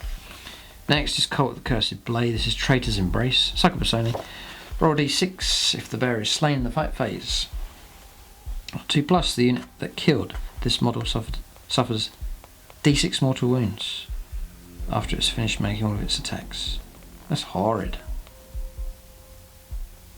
Just throw them in, they get slain, and it's d6 mortal wounds on 2+. Nasty, that one. Traitor's Embrace. That's a nasty surprise there. That one's good. Cult of the Red Grief. Succubus with an Archaic Glaive only. It replaces it, so you get +3 strength, AP -3 and D3 damage. That is horrific. And there's no minus to hit. That's a really good upgrade, that one. So some great ones here for the Witch Cults. The Vexator Mask. Prophets of Flesh, Homunculus only. Enemy units cannot fire Overwatch at the bearer. In addition, at the start of each fight phase, select an enemy unit within 6 inches of the bearer. That unit cannot fight until all other units that are able have done so. If the unit has an ability that allows it to fight first, it instead fights as if it did not have this ability. If both players have units that cannot fight until all other units have done so, then alternate choosing which. Okay. That's alright. Spirit Sting, Dark Creed, Homunculus. Stinger pistol only. Becomes range 12, pistol 3, poisoned with +2 to the wound roll, AP -4, 1 damage. And no invuln saves allowed. Nice. But only 1 damage. And then the Flensing Blade is Coven of 12, Homunculus only. The Flensing Blade replaces the Homunculus tools. It's a poisoned weapon. Add 1 to the wound rolls for this weapon unless it's targeting a vehicle. Increases the weapon's damage characteristic of 3 when attacking characters. It's AP -2 and D3 damage. That's a pretty good weapon as well. So yeah, not bad. So, Warlord traits then. So you get regular Warlord traits here, and again it's like 3 armies here. Carbal, there's 1, 2, 3 to choose from. Witch Cult 1, 2, 3. Homunculus Covenants 1, 2, and 3. And then you've got your ones that are very specific to different Carbals, Cults, and Homunculus Covenants.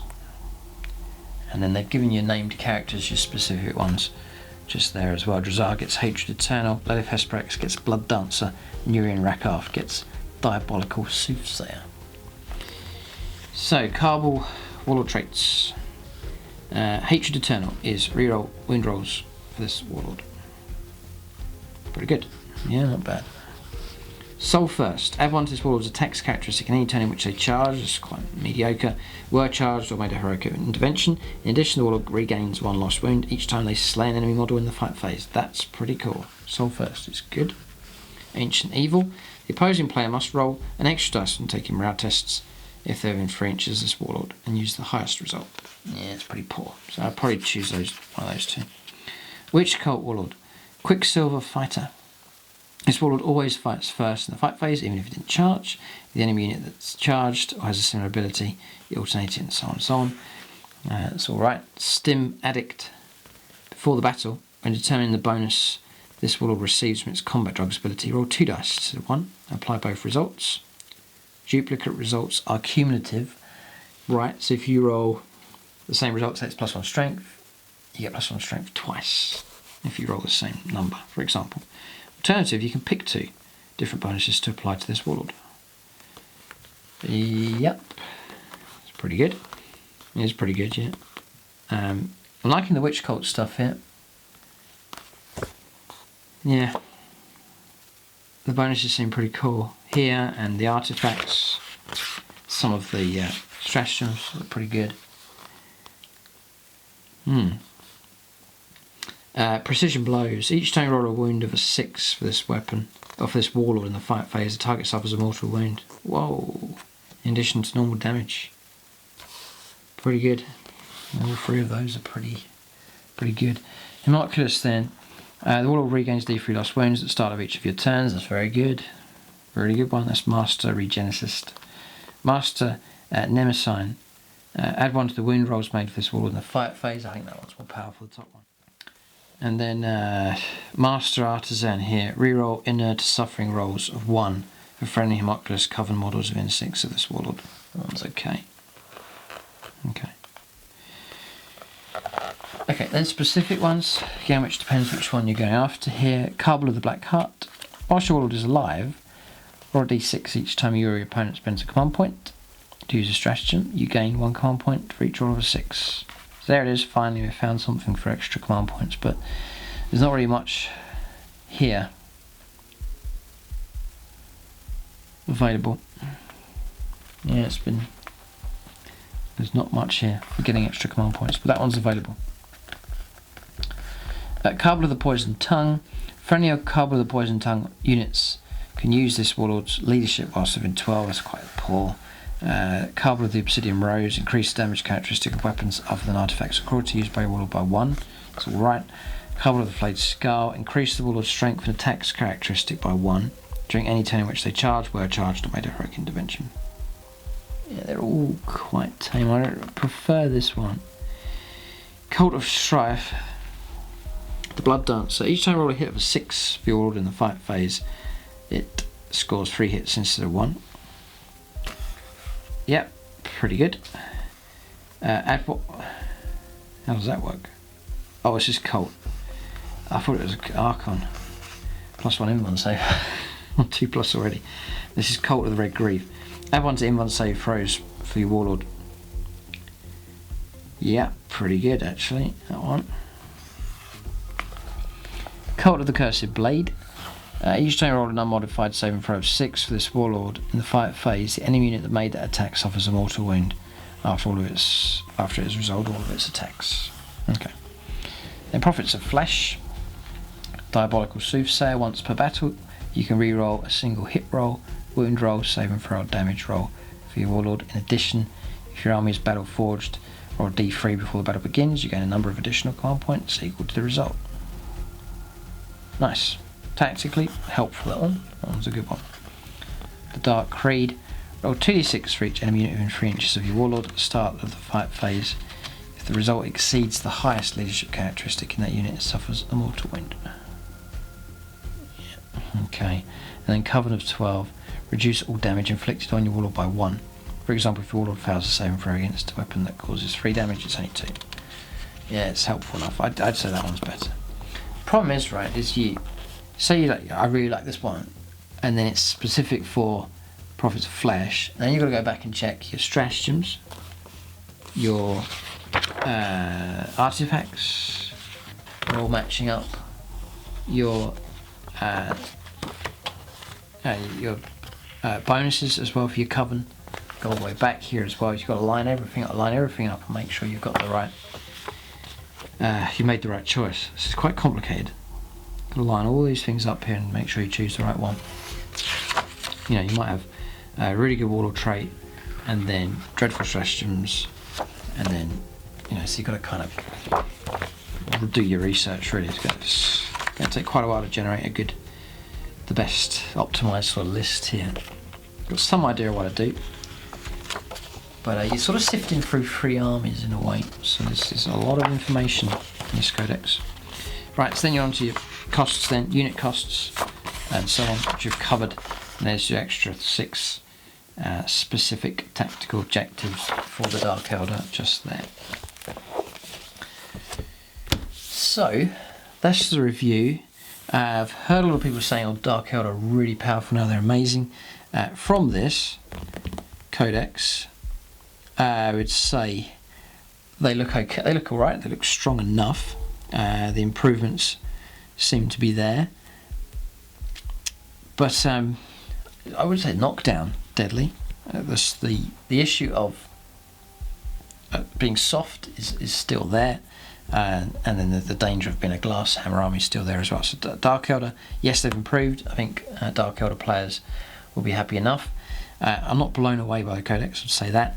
And then it will still be a challenge, I think, to use these really effectively. So the challenge is there. But leave your own comments and feedback.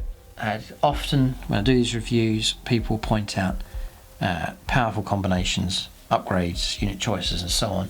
By all means, share that in the comment section, and then people can read through those comments, gain their own battlefield experience, especially new players and so on, or someone that has Dark Eldar like myself, looking to improve the army, and then you see some great suggestions that people make, and it can help you put together a decent list. So by all means, share that information here in the comment section below. Give your overall impression of the codex as well. But all the factions are being improved here by Games Workshop. Seems like Dark Eldar have done pretty good. Not totally blown away, as I've said, but I think they'll do better. They will do better than they have done, that's for sure. And so it'd be interesting to see how this goes. Usually when I review a codex, I've flicked through it before, quite quickly get an idea of a list. But here is quite complicated. You've got 3 different groups, and so do you mix and match them? Do you go all in one? Do you go multiple patrols? Loads of unanswered questions here as try and put together a decent Dark Eldar army. May have to do some experimentation to see what works and what doesn't. But a theme at the moment isn't quite there, we'll see. But exciting times now. Dark Eldar have their codex, so good news. That's the review. Thanks to Games Workshop for sending the book through. And then check out Gaming Figures. They do Games Workshop at a discounted rate. It means you can get your Dark Eldar codex and units and other 40k stuff and other gaming systems all at a discounted rate. But that's the review for the Drukhari. Thanks for watching, and tune in next time.